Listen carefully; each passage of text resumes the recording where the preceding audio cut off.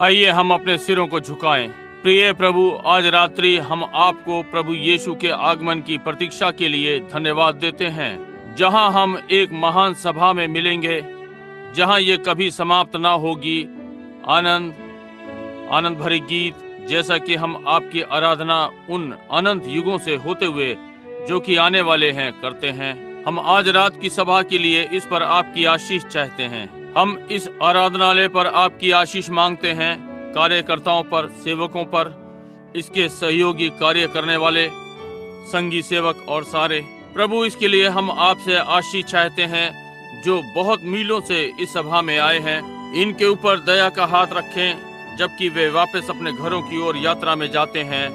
प्रभु इसे प्रदान करें। हम इस स्थान में बहुत सी बार मिलने पाए, ये स्थान जो परमेश्वर का घर कहलाता है आराधना के लिए। प्रभु उनको आशीष दें जो आज रात्रि वापस आए हैं इस टेलीफोन के द्वारा। होने पाए प्रत्येक व्यक्ति जो बचाया हुआ नहीं है, यीशु मसीह को अपना बचाने वाला पा सके। आज रात्रि सारी बीमारों को और अपाहिजों को चंगा करें। पिता, आपका सेवक आपकी सेवा के लिए उपस्थित है, यीशु के नाम में आमीन। प्रभु प्रत्येक को आशीष दे। आज रात्रि यहाँ होने के लिए बहुत आनंदित हूँ। मैं बस अंदर आया जब भाई अर्नी गाना गा रहे थे, अपने गीत का अंतिम भाग में थे। एक पंडुकी के पंखों पर निश्चय ही सुंदर कविता, निश्चय ही सुंदर, और मैं जानता हूं कि ये समय अनुसार है, इसलिए अब हम बहुत ही धन्यवादित हैं। और आप सब लोग जो सारे रास्ते यहाँ वापस आए हैं, मैंने इच्छा की कि आप यहाँ केवल ये देखने के लिए हैं कि लोगों के चेहरों पर आशाओं की प्रतीक्षा, जैसे कि आज रात्रि भवन में वे भीड़ लगाए हुए हैं। एक शानदार समय में हम भाई जैक मूर और बहन जैक मूर को धन्यवाद देना चाहते हैं, और भाई नोएल, भाई बूटलियर, भाई ब्राउन और ये सारे साथी, यहाँ सारा आराधनालय, समस्त कार्यकर्ता कि हमें फिर से निमंत्रण दिया है। ये वास्तव में एक प्रकार से इसे संयोग नहीं कह सकता, ये बस साधारणता में परमेश्वर का हाथ है जो कर रहा है। यहाँ एक भाई है जिसने कुछ समय पहले एक स्वप्न देखा था इस बात के घटने के विषय में। कहा, मैं इंडियाना मॉर्कनसन में सफेद पैंट पहने खड़ा था। ये बिल्कुल ठीक वैसे ही था जब मैंने यहाँ भाई जैक को यहाँ सभा के लिए बुलाया। बिल्कुल ठीक, कार्सन कैलोडा में इंडियन मॉर्कनसन्स और एक सफेद लिवाई पैंट पहने हुए। भाई लियो, यदि आप सुन रहे हैं, मैं आपसे कुछ मिनटों में मिल रहा था। इस प्रकार जब इस सभा ने अपना जन्म स्थान लिया ठीक यहाँ पर, अब ये रविवार रात्रि है। मैं जानता हूँ आप में से बहुत से आज रात्रि घर जाने को गाड़ी चलाएंगे, कुछ लोग सुबह चलाएंगे। मुझे अगले 2 दिन गाड़ी चलानी है और इसलिए हम आपको अधिक देर नहीं रोकेंगे। और मैंने इसे पुराने समय की रात्रि बनाने का यत्न किया, वो रात्रि जब भाई ब्राउन और भाई जैक और हम सारे वर्षों पहले बीमारों के लिए प्रार्थना किया करते थे। बीमारों के लिए उसी प्रकार से प्रार्थना करेंगे जैसे हमने तब की थी। अब क्या आप मुझे वहाँ पीछे सुन सकते हैं? मैंने इन माइकों को थोड़ा सा नीचे कर रखा है क्योंकि मेरा गला खरखरा रहा है, इसलिए मैं चाहता हूँ कि थोड़ा सा कुछ ये छोटी घटना जो हुई है, क्यों वे थोड़ी देर पहले मुझे बता रहे थे कि वहाँ एक भाई था, संभवतः आज रात्रि यहाँ सभा में है।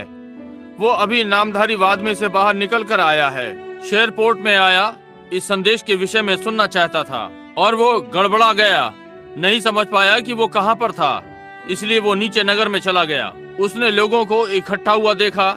उसने कहा, क्या यहाँ पर बिली ब्रनम प्रचार करने जा रहे हैं? उसने कहा, नहीं, यहाँ बिली ग्राम चलचित्र के द्वारा प्रचार करने जा रहे हैं। उसने कहा, अच्छा, मुझे क्षमा करना, मैं गलत जगह पर आ गया। उसने आकर कहा, अब प्रभु मैं कहाँ जा सकता हूँ? बोला, उसने सड़क पर चलना आरंभ कर दिया। नहीं जानता था कि ये क्या है। और यहाँ अंत में एक बड़ा आराधनालय था, टेक्सास स्ट्रीट, और वहाँ आराधनालय पर बड़ी सफेद क्रूस थी। बोला, प्रभु ने उसे बताया, बस चलते रहो। बोला, जब वो वहाँ पहुँचा, वहाँ था, कहा, भाई यही होना चाहिए। यहाँ बहुत सी कारें चारों ओर खड़ी थी। और कहा, एक दुल्हन और दूल्हा आराधनालय से बाहर आ रहे थे। वो अंतिम रात्रि थी, वहाँ एक शादी थी, मैंने उन्हें बाहर आते देखा। प्रभु ने कहा, अब यही है जो है कि तुम नामधारी वाद से बाहर आ रहे हो कि दुल्हन में जाओ, दूल्हे के संग जाओ। समझे? मैं अपनी पत्नी से टिप्पणी कर रहा था रास्ते पर आते हुए कि कैसे चांद और एक सितारा क्रूज के ऊपर लटक रहे हैं, जैसे कि हम अंदर जा रहे हैं। मैं समझता हूँ मैंने इस प्रकार की छोटी चीजों को देखा, संभवतः मेरे विश्वास संपूरक परमेश्वर में और मेरी सेवकाई। ट्यूसान में मैं आज रात्रि सोच रहा था, ये विक्टर डी ल्यूक, ये वो फ्रांसीसी था, वो एक वास्तविक फ्रांसीसी है। विश्वास करता हूँ कि मैं उस दिन आपको बता रहा था कि जब मैं बोल रहा था, नामधारीवाद को वास्तविक मसीहत से अलग कर रहा था, और एक व्यक्ति मुझसे एक प्रकार की छोटी सी चर्चा कर रहा था इस विषय में, उस मशहूर नामधारीवाद की पेंतिकोस्टल कलीसिया से। और इस प्रकार से डॉनी हेनरी, मैं सोचता हूँ वो किसी फिल्मी सितारे का रिश्तेदार का भाई है या कुछ और। वो एक बैप्टिस्ट था और वो प्रचार मंच पर भागता हुआ आया और अपने हाथ मेरे चारों ओर डाले और बोला, भाई ब्रैनम, मैं आशा करता हूँ कि ये धर्म विरोधी नहीं, परंतु ये प्रकाशित वाक्य का 23वां अध्याय है। और जब वो कुछ और कहने जा रहा था, उसने अन्य भाषाओं में बोलना आरंभ कर दिया। और ये 3 फ्रांस के लोग थे, एक फ्रांस की महिला, एक बड़ी भारी तेज रंग की लुईविल से, हो सकता है आज रात्रि यहाँ बैठी हो। एक कागज के टुकड़े पर लिखा जो उसने कहा। तब विक्टर ली ड्यूक, एक सेवक, उसने वही चीज लिखी और वे उन टिप्पणियों को मिला रहे थे या मिलाने जा रहे थे। एक हल्के रंग के बालों वाला, एक प्रकार के हल्के बाल, वहाँ पीछे खड़ा था, वहाँ पीछे सटा हुआ जितना वो हो सकता था, चलता हुआ आया और उन टिप्पणियों को देखना चाहता था। वो यूएन में फ्रांस का दुभाषीय था और वे तीनों टिप्पणियां एक सी थीं। और इसने ये कहा, क्योंकि तूने कठिन मार्ग चुना है, तूने ये चुना है, तूने लिया है, अपनी इच्छा के अनुसार लिया है। निसंदेह हम जानते हैं कि मूसा को अपना चुनाव करना था। कहा, ये यथार्थ और सही मार्ग है, क्योंकि ये मेरा मार्ग है और तूने क्या ही महिमा में निर्णय लिया है। कहा, इसी कारण स्वर्ग का एक बड़ा भाग तेरी प्रतीक्षा करता है, और ये अपने में वो है जो बनाएगा और एक महान जय दिव्य प्रेम की पूरी करेगा। वे सारे 3 एक से थे। मैंने सोचा आज रात वे मेरे पास बाइबल में है, मैंने इसमें देखा, परंतु नहीं है इसका मूल लेख। डैनी हेनरी को नहीं मालूम, जैसे मुझे मुश्किल से अंग्रेजी आती है, फ्रांसीसी को तो छोड़ दो। यदि आप इसमें ध्यान दें, ये फ्रांसीसी भाषा के समान है। वे क्रिया को क्रिया विशेषण से पहले रखते हैं और तीनों का अनुवाद बिल्कुल एक सा था। डैनी हेनरी ने कुछ समय पहले उसने बनाया। डैनी हेनरी हो सकता है आज रात्रि सुन रहा हो, संभवतः विक्टर ली ड्यूक, क्योंकि मैं समझता हूँ कि वो ट्यूसान में है और आप जो ट्यूसान में हैं, कलीसिया में, ट्यूसान के आराधनालय में, जहाँ भाई ग्रीन सेवक हैं, भाई विक्टर ली ड्यूक, मैं समझता हूँ कि वे फुट पार्क एवेन्यू जो राजमार्ग 80 पर जा रहा है, इधर से आ रहा है, वहाँ तंबू की सभा में हैं। यदि कल रात्रि आप वहाँ पर हैं, अगली रात्रि जहाँ कहीं वो जितनी देर वहाँ है, जाकर उसे सुने। और डैनी उसके संग हो सकता है, और ये भी हो सकता है आज रात्रि वे आराधनालय में इसे सुन रहे हो, मैं नहीं जानता। ठीक इसके बाद डॉनी यरूशलेम चला गया और कहा कि वो उस कब्र में वहां जाकर लेटा, चट्टान की सतह पर, जहां यीशु की लोथ उसके पुनरुत्थान से पहले रखी गई थी। और कहा, अचानक से मैं उसे याद आया और बोला, वो बाहर भागा और रोने लगा, और वो बाहर चला गया और उसे आगाही मिली थी। वो व्यक्ति है जो पत्थरों से चीजें बनाता है, मेरा मतलब पत्थरों की कलई करना। उसने कहा वो वहां गया जहां वे कहते हैं क्रूस यहाँ गाड़ी गई थी। वो उतरा और चट्टान से एक छोटा टुकड़ा तोड़कर 1 वर्ग इंच का या ऐसे ही कुछ अपनी जेब में रखा और उस प्रभाव में घर ले आया। जब उसने ये किया तो किसी चीज ने उससे कहा कि भाई ब्रैनम के लिए 1 जोड़ा कमीज की आस्तीन के बटन बनाओ। इसलिए उसने इसे तेजाब में डाल दिया और आग से दिखने वाले जैसा चूना पत्थर से उसका रंग बदलकर लाल से पत्थर में हो गया, और उसने आस्तीन के बटन बनाए।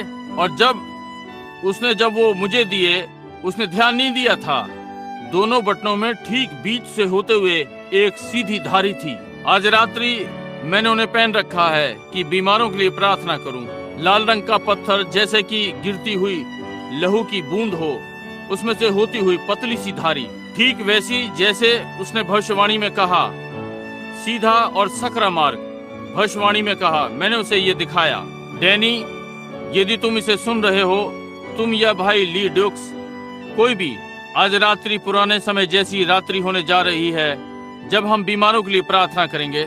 मैं सीधे सकरे मार्ग में चलने में आनंदित हूँ, सुसमाचार के मार्ग में, वचन के मार्ग में, अपने प्रभु यीशु मसीह के संग। परमेश्वर आप सबको आशीष दे। अब आप लोगों से बातें करना बहुत अच्छा है।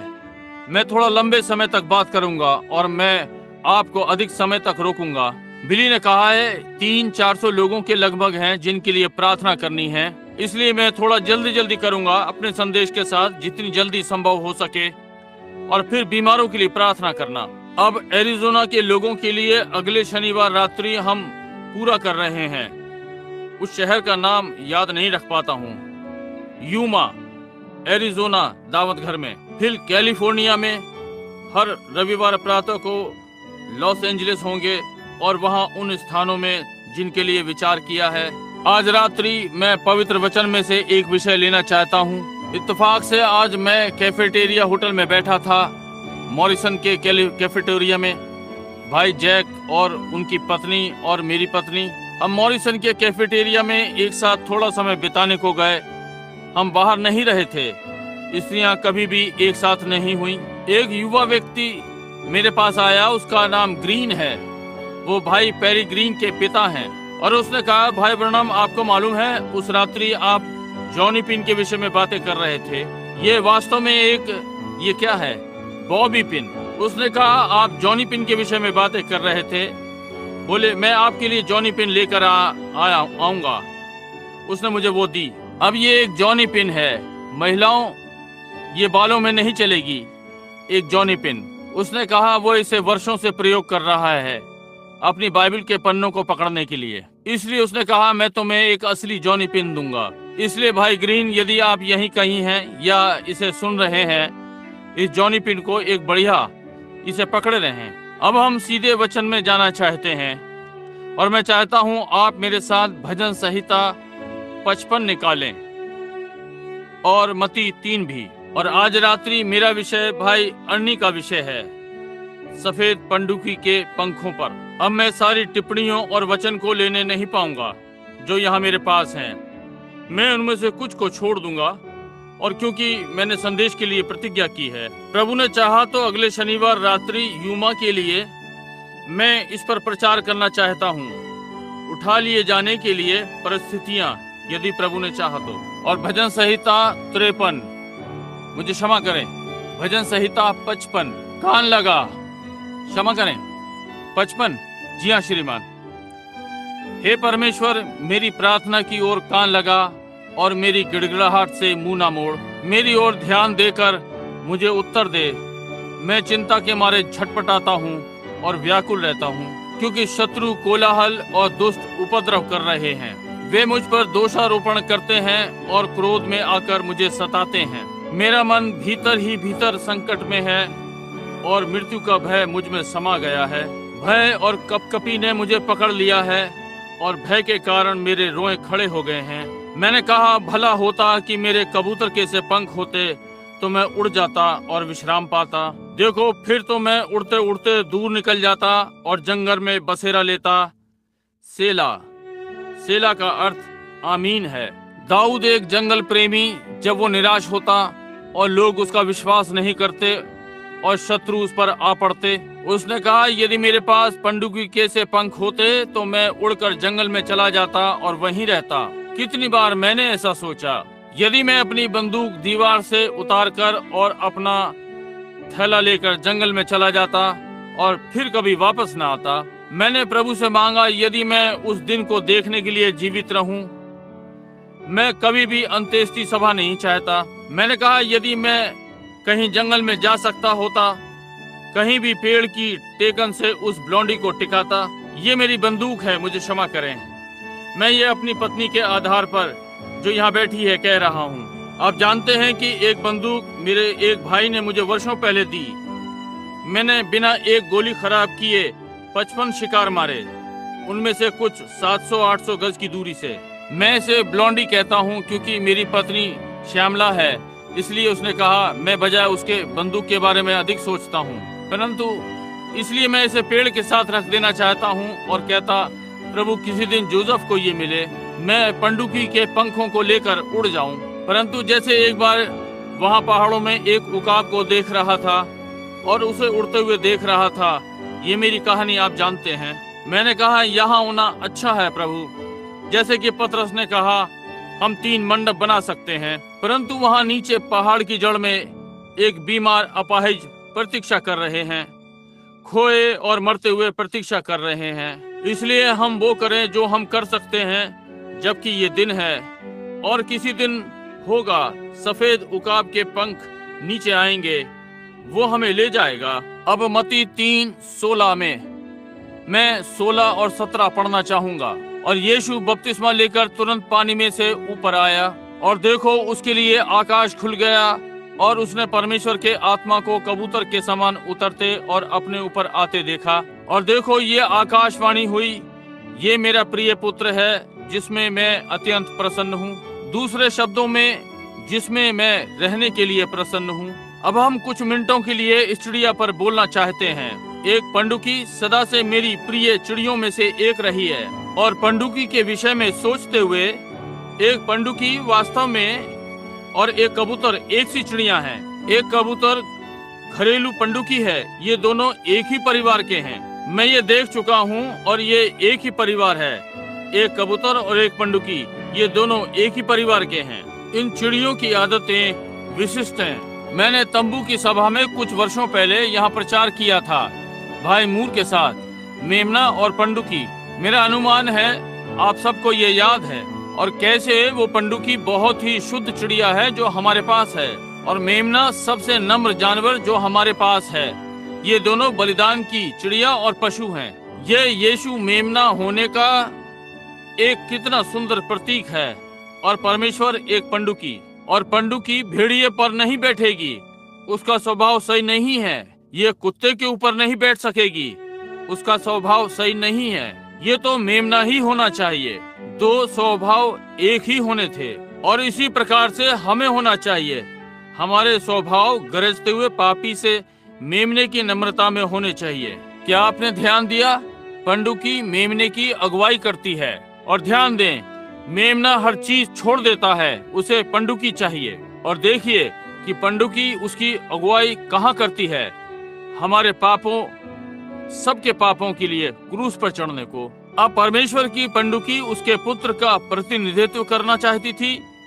उसका प्रतिनिधित्व बहुत ही शुद्ध और बहुत ही नम्रता वाले पृथ्वी के पशु के द्वारा किया गया था, पृथ्वी पर का जानदार। परंतु जब परमेश्वर ने स्वयं का प्रतिनिधित्व स्वर्ग में किया, तो वो सबसे नम्र और बहुत ही शुद्ध चिड़िया के द्वारा वहाँ स्वर्ग में किया, एक पंडुकी। अब पंडुकियाँ वहाँ उनके बहुत ही विभिन्न प्रकार होते हैं। अधिकांश हमारी छोटी पंडुकी एक प्रकार से स्लेटी दिखने वाली चिड़िया है, तब एक सुबह वाली पंडुकी होती है, और फिर एक सांझ वाली पंडुकी है, और एक सनोरा कहलाने वाली पंडुकी भी होती है जो हमारे पास के घरों में होती है। एक छोटी स्लेटी सी छोटी सी, उसके पंखों पर लाल धारियां। वहाँ बहुत प्रकार की पंडुकियां होती हैं, और ये विभिन्न रंगों में होती हैं। ऐसी ही बात कबूतरों में भी होती है। अब पंडुकी बहुत विचित्र रीति से बनी होती है, उसके आदतों के कारण कि वो कोई गंदी चीज नहीं खा सकती, वो ये नहीं कर सकती क्योंकि वो इसके लिए नहीं बनी। अब मैंने सदा परमेश्वर की उपमा में होते हुए पंडुकी के विषय में बातें की हैं, और कौवा ढोंगी का प्रतीक है। एक कौवा पुराने मरे शव पर बैठ सकता है और खाता है सारे दिन, और सीधा उड़कर खेत में जाता है और पंडुकी के साथ गेहूं खाता है। परंतु पंडुकी गेहूं ठीक से खा सकती है, परंतु ये मरी हुई लोथ नहीं खा सकती। देखिए, वो ये नहीं कर सकती, वो इसे पचा नहीं सकती। और मुझे आश्चर्य हुआ वो ये क्यों नहीं कर सकती। वे दोनों पक्षी, दोनों चिड़ियाएं हैं, परंतु क्यों? ये उनकी बनावट है। और इसी प्रकार ये एक सच्चे मसीही के साथ है। एक नामधारी मसीही वो सब कुछ भी खा सकता है, परंतु एक वास्तविक नया जन्म पाया मसीही संसार की चीजों को नहीं ले सकता, वो भिन्न बना हुआ है। मैंने पाया कि पंडुकी में कोई पित्त नहीं होता। पंडुकी में कोई पित्त नहीं होता क्योंकि उसे इसकी आवश्यकता नहीं है। इसी प्रकार से ये एक मसीही के साथ है, उसे किसी कड़वाहट की आवश्यकता नहीं होती। देखिए, वो केवल परमेश्वर का भोजन खा सकता है। वो इसे घोलने के लिए कड़वाहट को नहीं लेता। देखिए, ये प्रेम को लेता है ताकि वो खाना पचा सके। कड़वाहट, ओह, वे कहते हैं भाई, वे इससे अंतर रखते हैं, परंतु प्रेम इसे सदा स्वीकार करता है। परमेश्वर का वचन अब उसमें पित्त नहीं है, इसलिए वो नहीं कर सका। कोई भी बुरी चीज खाना ये उसके विरुद्ध है, और यदि वो ये करेगा तो वो मर जाएगा। परंतु वहाँ कोई खतरा नहीं, वो इसे खाने वाला नहीं है। ओह, क्योंकि उसे इसकी भूख नहीं है। और एक वास्तविक मसीही के साथ ऐसा ही है। क्या आप जानते हैं कि एक वास्तविक मसीह पर यहाँ तक कि पाप का कोई आरोप भी नहीं? दाऊद ने कहा, धन्य है वो मनुष्य जिसे परमेश्वर पाप का दोषी न ठहराए। जब आप मेमने के लहू में धुल चुके, बनावटी विश्वास के द्वारा नहीं, परंतु मेमने के वास्तविक लहू से जो किया गया, परमेश्वर उसके लिए आप पर कोई दोष नहीं लगाता, क्योंकि आप लहू के नीचे हैं और वो इसे नहीं देखता। वहाँ लहू का बलिदान है। बात केवल ये है कि वो आपको देख सकता है, ठीक वैसे ही जैसे उसने आपको संसार के रचने से पहले देखा, जब उसने आपका नाम मेमने की जीवन की पुस्तक में लिखा। बस वो इसे ही देख सकता है, क्योंकि जो कुछ भी कभी भी किया गया, आप हर चीज से छुड़ा लिए गए हैं। आप मेमने के लहू में धुले हुए हैं, इसलिए आप में कोई कड़वाहट नहीं, आप में कोई गंदी आदत नहीं, क्योंकि मेमने के लहू ने ये कर दिया है। और परमेश्वर आप पर कोई दोष नहीं लगा सकता।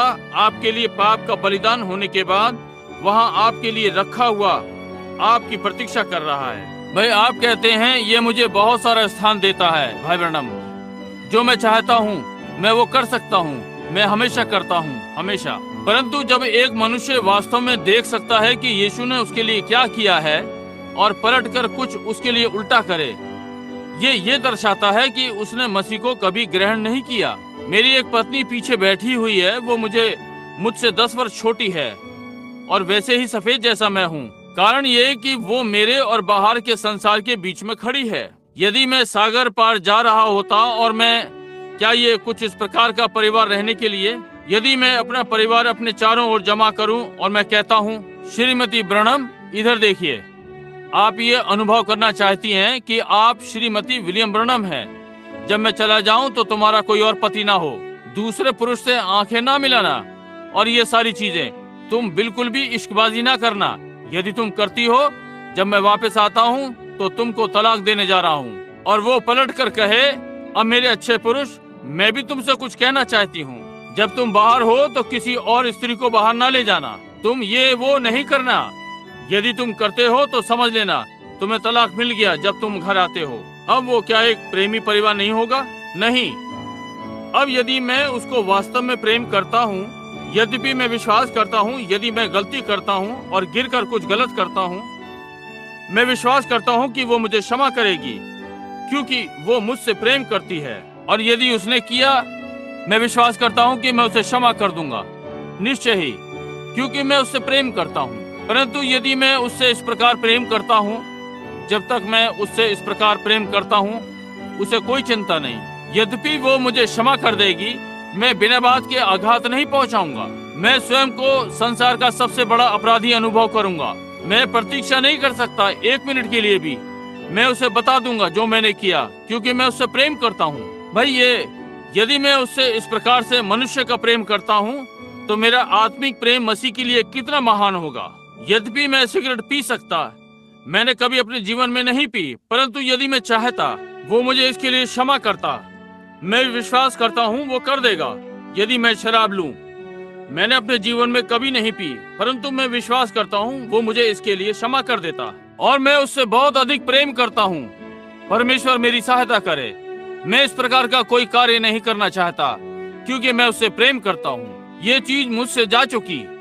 जब उसने मुझे कौवे से पंडुकी बनाया, तो इससे अंतर आ गया। मेरी भूख और चीजें मुझे छोड़ गईं, और पाप मुझ पर नहीं, क्योंकि मेरा उद्देश्य वो करने का नहीं। ये मुझ में नहीं है कि मैं ये करूं। अब दूसरी महान बात इस पंडुकी के विषय में, ये एक विचित्र चिड़िया है। क्या आपने कभी सारी चिड़ियाएं देखी हैं? मेरी एक प्रिय चिड़िया रॉबिन है। अब तुम लड़कों मेरी रॉबिन को मारना छोड़ दो, क्योंकि मैं नहीं चाहता कि तुम ये करो। मेरी रॉबिन, आपको मालूम है कि इसकी छाती कैसे लाल हुई? आप जानते हैं, एक दिन एक पुरुष क्रूस पर मर रहा था। कोई उसकी सहायता नहीं करेगा। परमेश्वर ने उस मनुष्य को छोड़ दिया और वो मर रहा था। उसके हाथों में कीले थी, उसके पांव और उसकी पसली से लहू बह रहा था। उसके सिर पर कांटों का ताज, उसके मुख पर से लहू बह रहा था। और एक छोटी चिड़िया पास से निकली, एक छोटी भूरी चिड़िया, और उसने ये देखा। सोचा ये एक बहुत ही दयनीय दृश्य है जो कभी उसने देखा है। और उसने सोचा वो बस एक छोटी सी चिड़िया है, परंतु उसने उन बड़ी क्रूर रोमी कीलों को उसके हाथों में गड़ा हुआ देखा और वो अपनी छोटी चोंच के साथ उड़ी और उन्हें निकालने का यत्न किया। उसकी सारी छाती लहू से नहा गई। तब से ही ये लाल है। मैं भी अपनी छाती को उसके लहू से ढांकना चाहता हूँ। जब मैं उससे मिलने आता हूँ, उसे छाती से लगाए रहना चाहता हूँ। मैं छोटी रोबिन से प्रेम करता हूँ, परंतु आप जानते हैं एक छोटी रोबिन को नहाना पड़ा, परंतु आपको मालूम है पंडुकी को नहीं, उसके पास एक प्रकार का तेल होता है उसके अंदर। वो तेल उसे साफ रखता है अंदर से बाहर की ओर। आप ये जानते हैं कि पंडुकी के पास होता है। पंडुकी स्वयं में से तेल लगाती है। क्या आपने कभी उसे पकड़ा और उसमें से वो महक सूंघी, एक कबूतर या कुछ? वो तेल उसके अंदर से ही उत्पन्न होता है। उसका शरीर तेल की ग्रंथि बनाता है जो उसके पंखों को सदा बाहर की ओर स्वच्छ रखता है, क्योंकि वो अंदर से बाहर की ओर स्वच्छ रखता है। ये ठीक बात है। ये एक बहुत ही अच्छी छोटी चिड़िया है। अब मैं जानता हूँ कि तुम उसका शिकार कर सकते हो। मैं सोचता हूँ लुइविल में ये मत करना। ओह, मैं ये नहीं कर सका। मैं समझता हूँ यदि मैं भूखा था तो ये ठीक होता, परंतु मैं इस पर गोली नहीं चला सका। यदि चलानी पड़ती। वहाँ एक पंडुकी एक बड़ी विचित्र चीज है मेरे अपने परिवार में। एक दिन जब मेरी दादी, जब वो यहाँ केंटकी से आई, चेरोकी आरक्षण से, वो मर रही थी, एक छोटी स्त्री, और वो थी उसके पास। मैं सोचता हूँ वे इसे स्क्रोफुला या कुछ कहते हैं। वो मर रही थी और दादाजी ने पलंग के बराबर में घुटने टेके, जबकि मामा, मौसी ब्रेटिक, मौसी हॉली और वे सारे पलंग के चारों ओर घुटने टेके। अंकल चार्ली, छोटा बेटी 4 वर्ष का लड़का, वो बालक, माँ सबसे बड़ी लगभग 12 वर्ष की, और उसने उनके बाल बिस्तर पर बनाए और उसने गाना आरंभ कर दिया। युगों की चट्टान मेरे लिए फटी, मुझे उसमें छिप जाने दो। जब वो मर रही थी, दादाजी उस समय मसीही नहीं थे। मैंने उन्हें 87 वर्ष की आयु में बपतिस्मा दिया, यहाँ नदी के किनारे, यीशु मसीह के नाम में, जहाँ प्रभु का दूत प्रकट हुआ था। परंतु जब वो गीत गा रही थी, उसके निर्बल हाथ ऊपर हवा में थे और पंडुकी दरवाजे से अंदर आई, घूमकर पलंग के सिरहाने बैठ गई और बोलने लगी। परमेश्वर ने उसके प्राण को ले लिया। और भाई जैक और भाई गॉर्डन लिंडसे के साथ लंदन, इंग्लैंड गया था, और वहाँ फ्लोरेंस नाइटिंगेल नाम की एक स्त्री थी। मैं सोचता हूँ उस पुरानी फ्लोरेंस नाइटिंगेल की परपोती या कुछ का वो दावा करती थी, जिसने मुझे बहुत सारी चिट्ठियां लिखी। वो नीचे दक्षिणी अफ्रीका में थी, कैंसर से मर रही थी, और उसके पास एक चित्र था।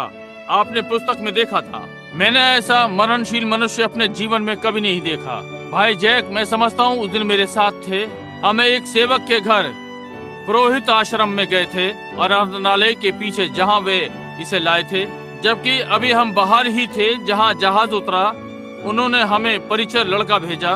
तब वो वहाँ एम्बुलेंस में थी, नीचे दक्षिणी अफ्रीका से उड़ान से आई थी, ये जानते हुए कि मैं उस समय इंग्लैंड आ रहा हूँ। उसे पुरोहित आश्रम में ले गया, इसलिए हम वापस वहाँ उसके लिए प्रार्थना करने वहाँ गए। मैंने बहुत से बीमार लोग देखे हैं, परंतु उसकी बाहें 1 इंच की भी नहीं दिख रही थीं। उसके सिर की हड्डियों के जोड़ आप उन्हें देख सकते थे। उसके हाथ, उसके जांघ पर 2 इंच से अधिक चौड़ी नहीं, बस हड्डियां। और वो अपने हाथों को नहीं उठा सकती थी। वो इतनी निर्बल थी कि अपने हाथ नहीं उठा सकती थी, और वो कुछ कहने की कोशिश कर रही थी और मैं उसकी समझ नहीं सका। और जब आखिर मैं उसकी सुन पाया, एक नर्स के द्वारा होते हुए, उसने कहा, भाई ब्रनम, प्रार्थना करें कि परमेश्वर मुझे मर जाने दे। वो नहीं कर सकती थी, वो जीना नहीं चाहती थी। और मैंने ध्यान दिया कि आंसू उसके मुख की हड्डियों के एक ओर से बह रहे थे, जहाँ से उसे रोने के लिए नमी मिली, मैं नहीं जानता। उसकी नसें सूख गई थीं और वह दयनीय स्थिति में थी। बीमारों के लिए प्रार्थना करने आ रहा था। मैं उसके मरने के लिए प्रार्थना नहीं कर सकता था, परंतु कुछ ऐसी दिखी कि नहीं मर सकती, वो बस घिसट रही थी। मैंने आपके पास्टर के साथ कमरे में प्रार्थना करने के लिए घुटने टेके, और जब मैंने प्रार्थना करने को घुटने टेके, एक छोटी पंडुकी खिड़की पर आई और बोलने लगी। और जब मैंने प्रार्थना समाप्त की तो मैंने सोचा ये पालतू पंडुकी है, वहीं कहीं की। बाहर धुंध थी। इंग्लैंड कैसा है, वहाँ ब्रिटिश टापू है। और इस छोटी पंडुकी ने बोलना बंद किया और उड़ गई। मैं गया और अपने हाथ उस पर रखे और प्रभु के नाम को पुकारा, और वो स्त्री आज बड़ी अच्छी तंदुरुस्त महिला है।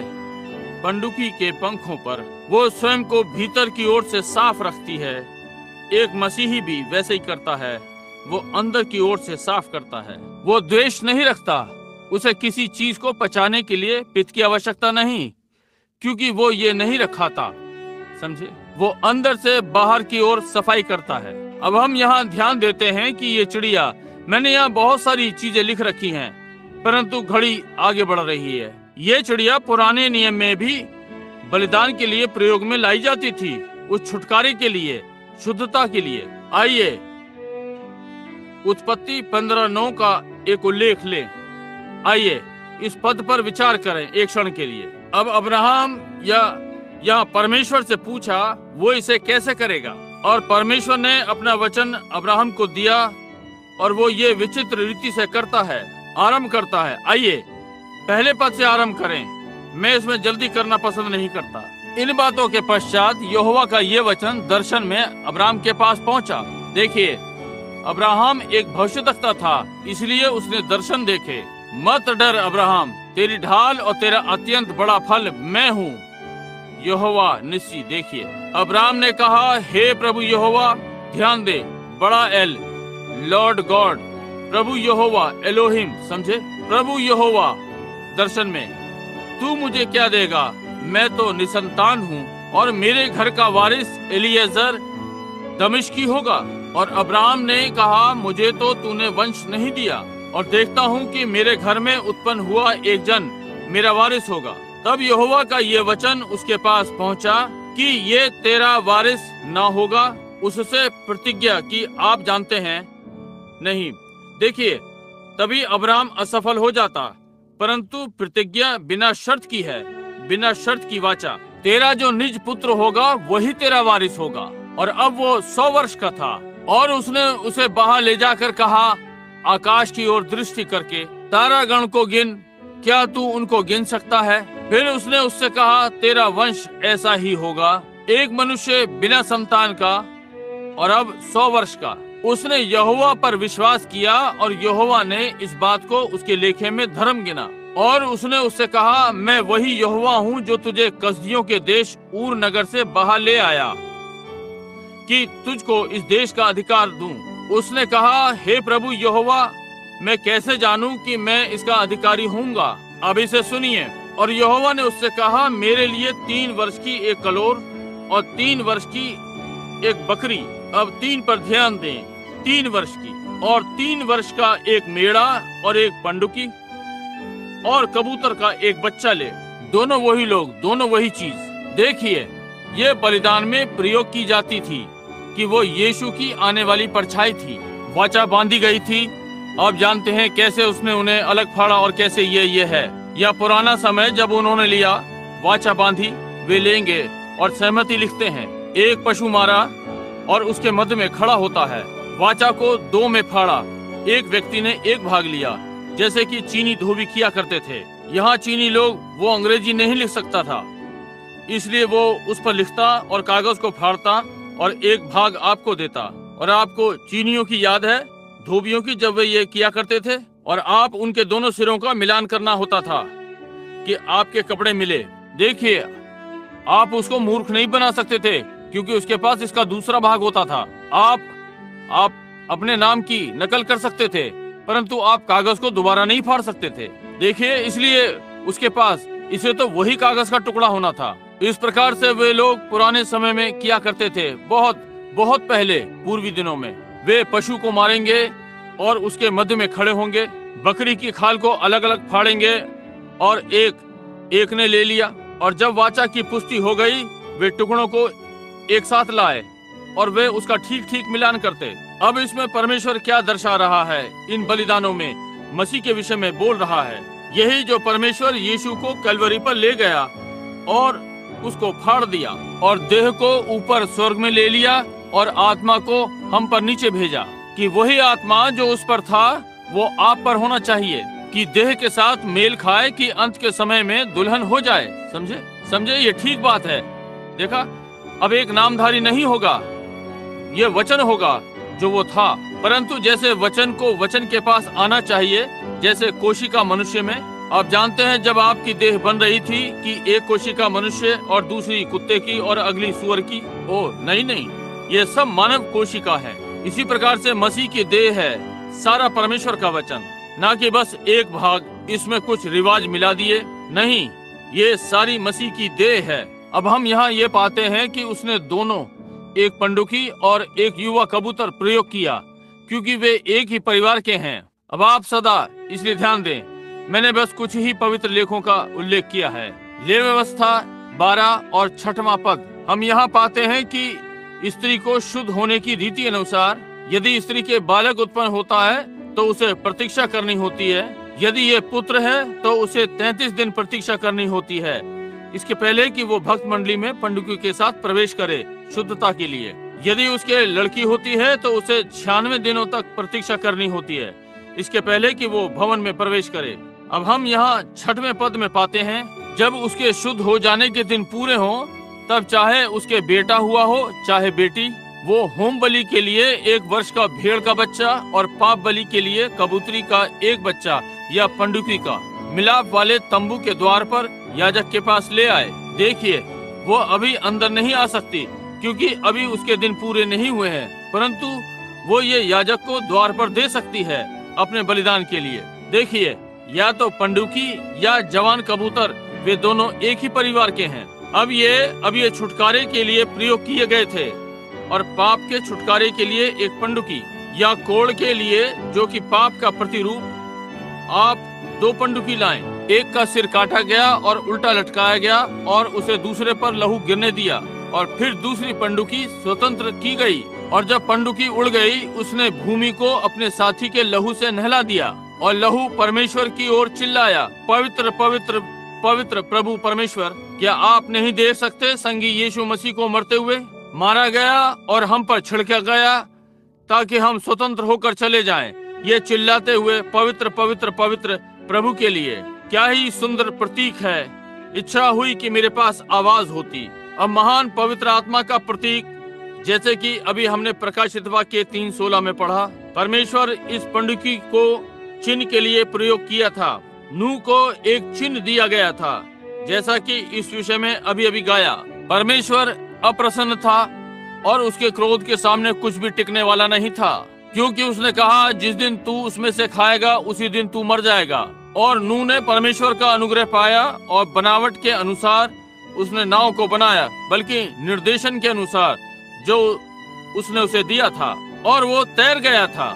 मैं उसकी कल्पना कर सकता हूँ उन दिनों में क्या हुआ जब उन्होंने कहा, ये बूढ़ा मनुष्य वहाँ पहाड़ पर एक सन की बूढ़ा नाव बना रहा है, कह रहा है कि वर्षा होने जा रही है, और कभी वर्षा नहीं हुई थी।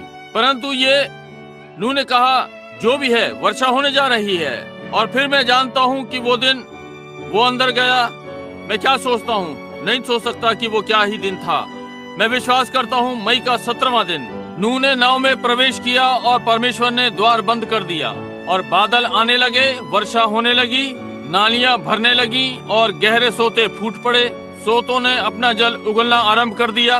पुरानी नाव वहीं वैसे ही खड़ी रही। कुछ समय बाद उसके चारों ओर पर्याप्त भर गया तो वो ऊपर और ऊपर उठने लगी। लोगों ने दरवाजा खटखटाया और चिल्लाए, परंतु उससे कोई लाभ नहीं हुआ। नूह दरवाजा नहीं खोल सकता था, परमेश्वर ने इसे बंद किया, केवल परमेश्वर ही इसे खोल सकता था। ऐसे ही हमारी नाव है यीशु मसीह। परमेश्वर ने हमारे लिए कलवरी पर द्वार खोला, वो ही इसे निश्चय बंद करेगा जैसे उसने इसे खोला। ये और तैरती गई, संभव है पृथ्वी के तल से मील भर।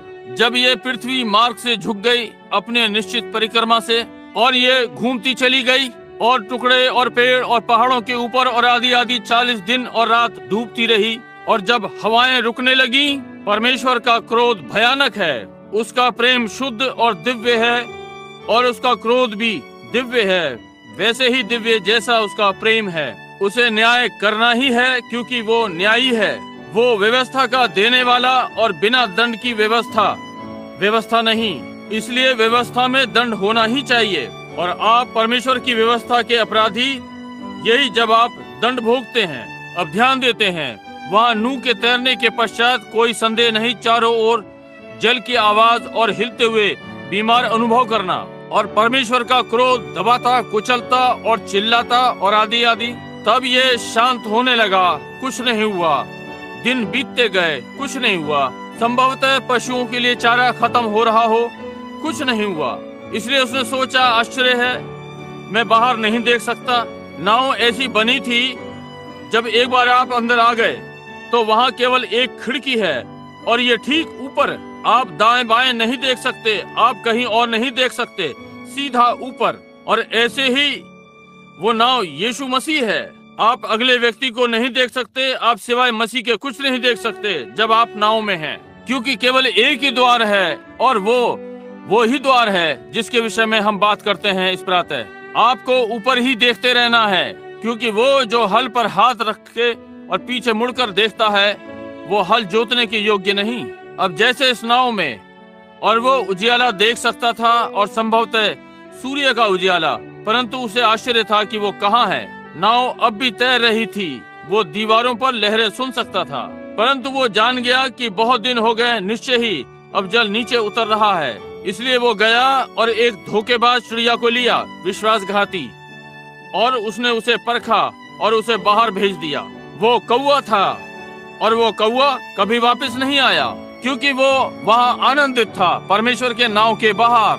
वो एक शव पर से दूसरे पर गया, मरुओं को खा रहा था, वे शव जो तैर रहे थे पानी पर, और वो पूरी तरह संतुष्ट था। इसलिए कुछ दिनों के बाद उसने फिर यत्न किया, क्योंकि वो जान गया, उसने नहीं चाहा कि परमेश्वर के क्रोध में बाहर निकलकर कदम रखे। इसलिए उसने पंडुकी को छोड़ा, और ये पंडुकी स्वभाव में भिन्न थी उससे। ये गिद्ध नहीं थी, ना ही चमर गिद्ध, ये तो केवल शुद्ध साफ चीजें खा सकती थी। और ये इतनी संतुष्ट थी क्योंकि इसे कुछ भी ऐसा नहीं मिला कि अपने पैरों को टिकाए, और ये वापस नाव पर आ गई। नूह ने कहा, अच्छा, बाढ़ अभी बाकी है। तब उसने कुछ और दिन प्रतीक्षा की, और उसने उसे फिर उड़ा दिया अपनी प्रार्थना के समान।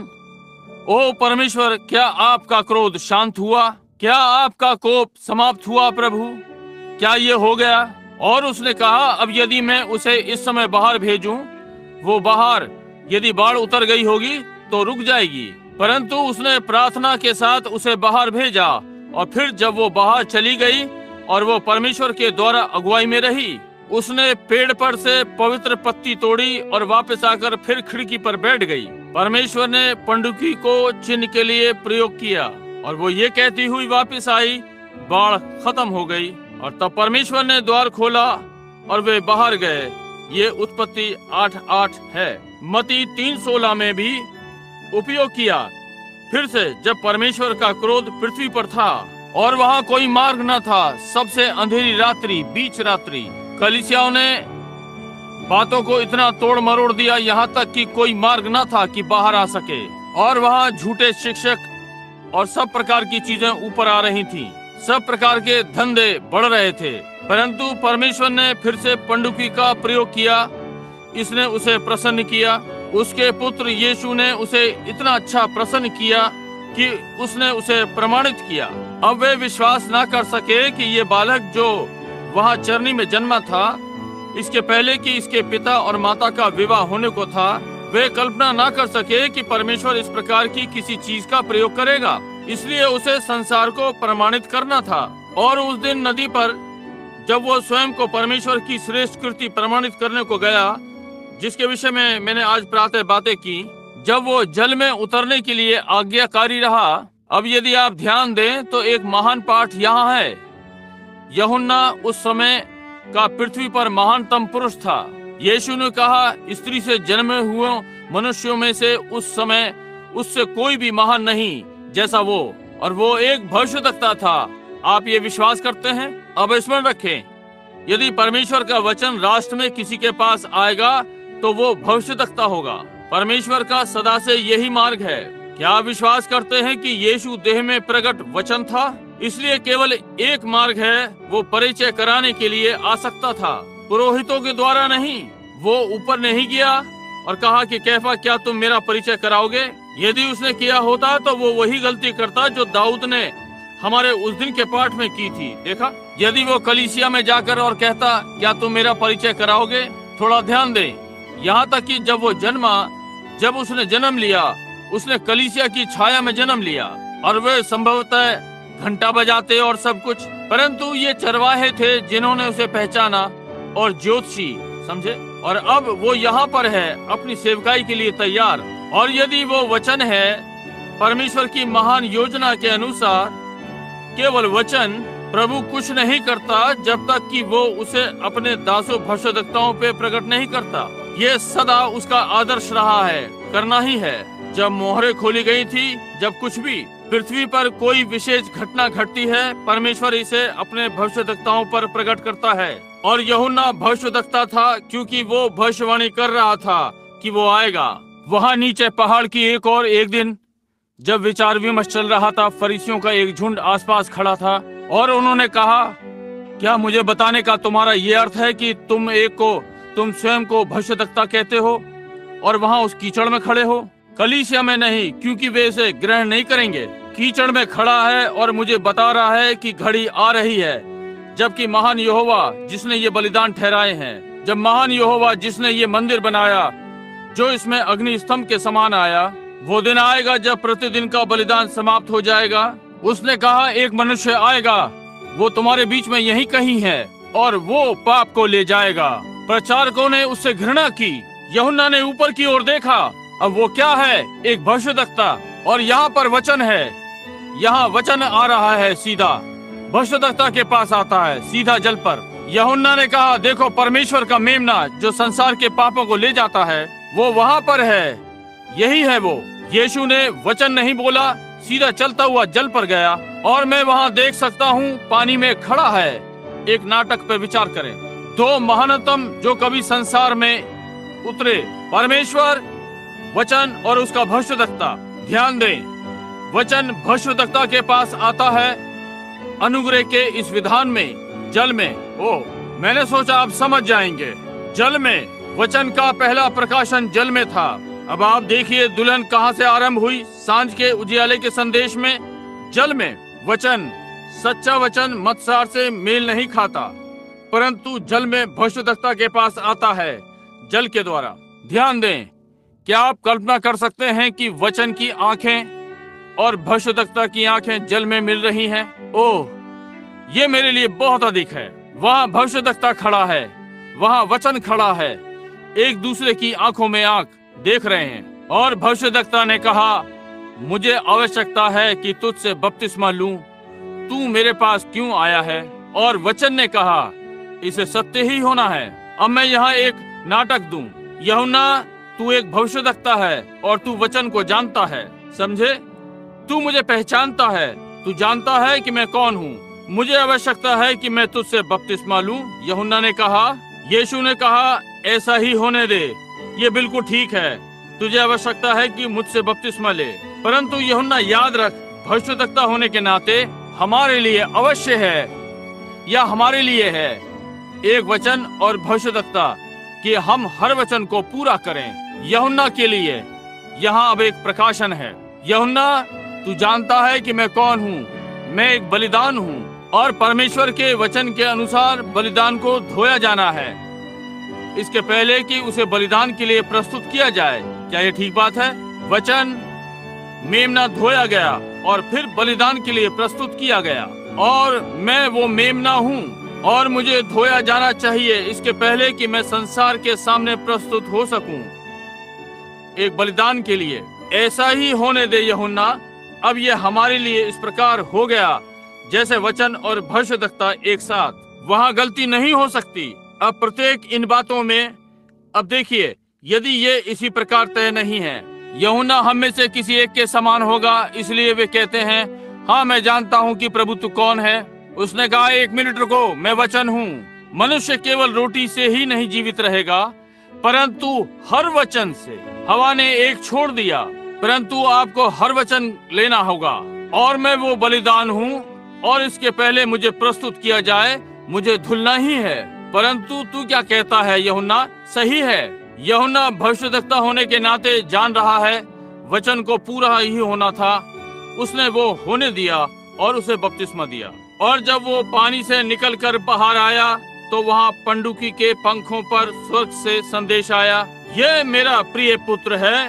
उसने अनुग्रह में छुटकारे का संदेश पंडुकी के पंखों पर भेजा। स्वर्ग से उड़ती हुई नीचे आई, पृथ्वी पर शांति, मनुष्यों की ओर भली मनसा। उस समय बलिदान तैयार था, पाला गया, खिलाया गया, उसकी सेविकाई तैयार थी। एक वचन जो समस्त संसार को छुड़ाएगा, ये पूरा हो गया। पंडुकी को बाइबल में शांति के प्रतीक के समान प्रयोग किया गया है, और ये राष्ट्रों के द्वारा भी शांति के प्रतीक उसमें प्रयोग किया गया है। हमारे राष्ट्र का प्रतिनिधित्व उकाब के द्वारा हुआ, और दूसरे पक्षी दूसरे राष्ट्रों के। रोम का उकाब है, जर्मन के पास उकाब है, आकाश के बहुत से बड़े बड़े पक्षी हैं, परंतु इन सब में पंडुकी सारे राष्ट्रों में शांति का प्रतीक है। ये विश्वव्यापी चीज है। जैसा कि एक रात्रि भाई ग्रीन ने कहा, भाई पेरीग्रीन ने कहा, आत्मसमर्पण का चिन्ह अपने हाथों को उठाना है। किसी भी राष्ट्र में अपने हाथों को उठाना, ये आत्मसमर्पण है। उसने कहा, जब आप गाते हैं, अपने हाथ उठाते हैं, आप समर्पित करते हैं। और पंडुकी हर राष्ट्र में शांति का चिन्ह है। ये क्यों किया गया?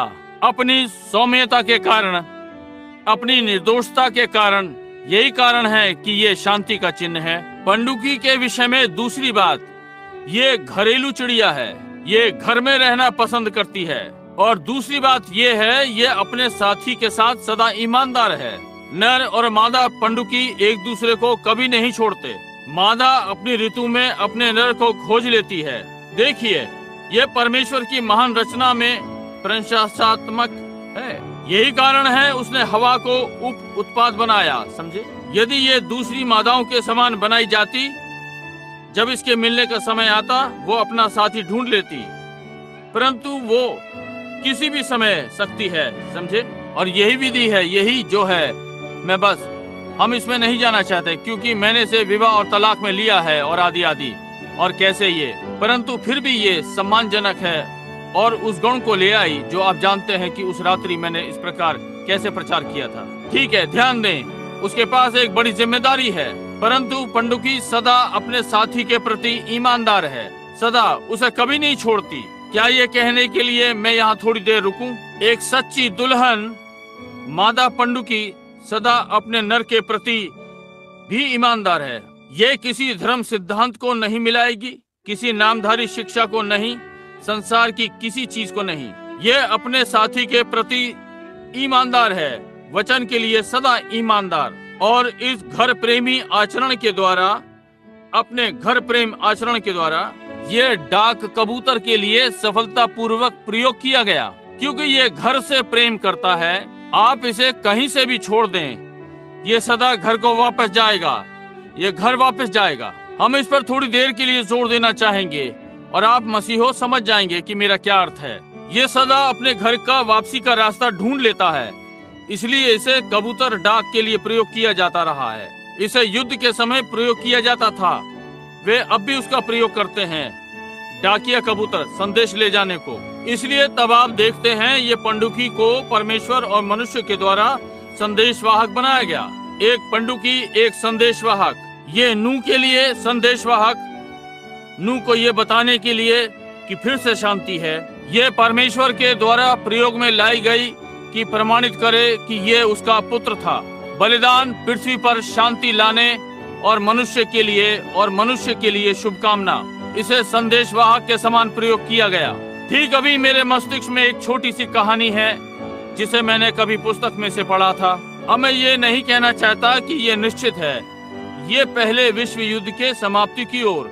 मैं इस विषय में पक्का नहीं हूँ कि आप इसे देखने में चूक जाएं तो मैं गलत हूँ, या तो मैंने पुस्तक में पढ़ा, ये बहुत वर्षों पहले था, परंतु ये निश्चय ही थी एक नाटकीय ढंग में घटित हुआ। ये अमेरिकन सिपाही जर्मनियों के मशीन गन के फायर के द्वारा घेर लिए गए और वे एक प्रकार से गड्ढे में थे। आप सिपाहियों मैं समझता हूँ कैसे वे कहीं पर टो ले रहे थे और वे घिर गए थे और उनके पास थोड़ा सा असला बचा था और जर्मनी बड़ी संख्या में बढ़ रहे थे, हर ओर बढ़ रहे थे और वे जान गए जब तक उन्हें कुछ और ताकत ना मिले, कुछ सहायता, कि वे सब जल्दी ही मर जाएंगे। उन्हें होना ही था। जर्मनी सीधे सीधे पहाड़ से आ रहे थे, उनकी गर्दनों को देख रहे थे, सीधे उन पर इस प्रकार से आ पड़ेंगे। और ऐसा हुआ कि उनमें से एक को स्मरण आया कि उसके पास एक छोटा सा एक कबूतर था। इसलिए वो जानता था कि ये छोटा कबूतर, इसलिए वो जान गया कि ये कबूतर यदि ये संदेश को मुख्यालय में ले जा सके जहाँ पर वो ठहरे हुए थे, और इसलिए वे बैठे और एक टिप्पणी लिखी, हम एक निश्चित स्थान में फंसे हुए हैं, किसी निश्चित स्थान में हमारा असला समाप्त हो गया है, कुछ ही घंटों में हमें समर्पण करना होगा या हमारा संहार हो जाएगा। और उन्होंने ये लगा दिया या उस छोटे कबूतर के पैर में बांध दिया और उसे छोड़ दिया। अब ये घर प्रेमी चिड़िया है, इसलिए वो क्या करता है, वो वापस जाता है कि अपने साथी को मिले। वो उसके लिए चिंतित थी, वो घर वापस आ रहा होगा। और जैसे ही वो ऊपर गया, जर्मनियों ने देख लिया कि क्या हुआ, इसलिए जो चीज उन्होंने की, उन्होंने पंडुकी पर गोलियां दागनी शुरू कर दी और उनमें से 1.3 ताकत की गोली उसे लगी मशीन गन से, या गोली इसने इसका पैर तोड़ दिया, एक ने उसकी पीठ को तोड़ दिया, उसकी छाती आर पार कुचल गई, उसका एक पंख घायल हो गया, आखिरी हिस्सा घायल हुआ और तिरछा उड़ा, परंतु वो ऊंचा होता गया और अंत में उसने कर लिया।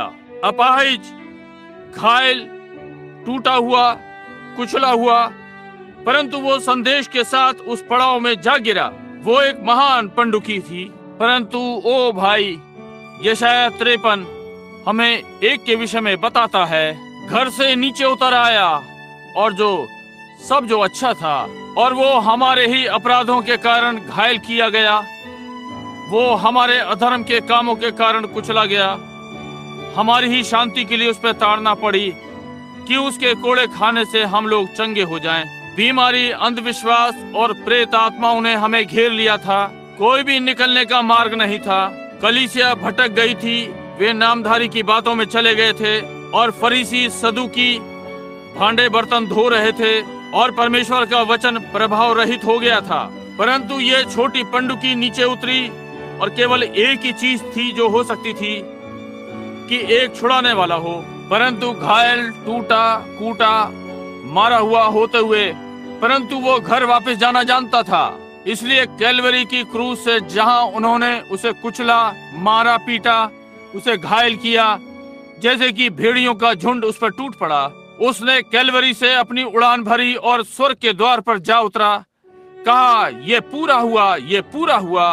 वे स्वतंत्र हैं, अब बीमारी अच्छी हो सकती है, पापी बचाए जा सकते हैं, बंधुए स्वतंत्र हो सकते हैं।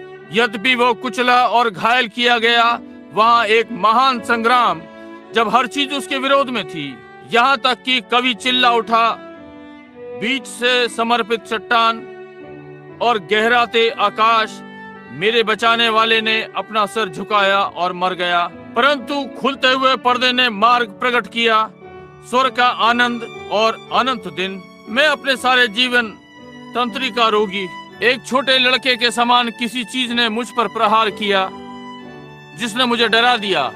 लगभग हर 7 वर्षों में ये मुझे होगा। भाई जैक को ये याद होगा, जब ये पहली बार आरंभ हुआ, कार्य क्षेत्र से साल भर बाद लौटा, बस कुछ घटित हुआ। मुझे स्मरण है वो दिन जो जुनीता हेमफिल, मैं सोचता हूँ उसका नाम जेनिता कैली, उसने भाई कैली से अपने पति के मरने के बाद विवाह किया। एना जीन, मेरे पास उनकी तस्वीरें आदि हैं, वे ऐसे हैं, और वे 2 लड़कियां और बहन मूर, ये तीनों, उन्होंने वो गीत गाया, मैं कभी नहीं भूलता, सूर्य अस्त से आगे देख रहा हूँ। भाई जैक, आपको याद है, मैं समझता हूँ, फ्लोरिडा से वापस आते हुए कितनी अच्छी लड़कियां। मुझे याद है उस प्रातः छोटा पेंटिकोस्टल झुंड राष्ट्र के उत्तरी भाग से मिशिगन में कहीं, वे लड़कियां वहां खड़ी थीं जब भाई हुपर, मैंने उसे यहाँ उस रात्रि देखा। मैं हो सकता है कि वो यहाँ कहीं ना हो। भाई एड हुपर, क्या आप यहाँ हैं भाई एड? मैं नहीं सोचता वो उस रात्रि यहाँ बैठा हुआ था। कोई नहीं, आप में से बहुत से उसे जानते हैं। वो और मैं और भाई हुली हम जा रहे थे और वे लड़कियां वहाँ कोने में खड़े होकर गा रही थीं। उनमें से प्रत्येक ने हमको अपने सिर में से पीला गुलाब निकाल कर दिया। यही जहाँ पागल चंगे हुए थे वहाँ महान चीजें घटित हुई। जितना आनंदित हो सकता हूँ सड़क पर आ रहा था, जितना मैं हो सकता हूँ। अचानक से इसका मुझ पर प्रहार हुआ।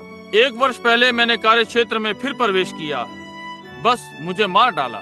जब से छोटा लड़का था मैंने सदा कहा, मुझे नहीं मालूम कि दर्शन क्या था।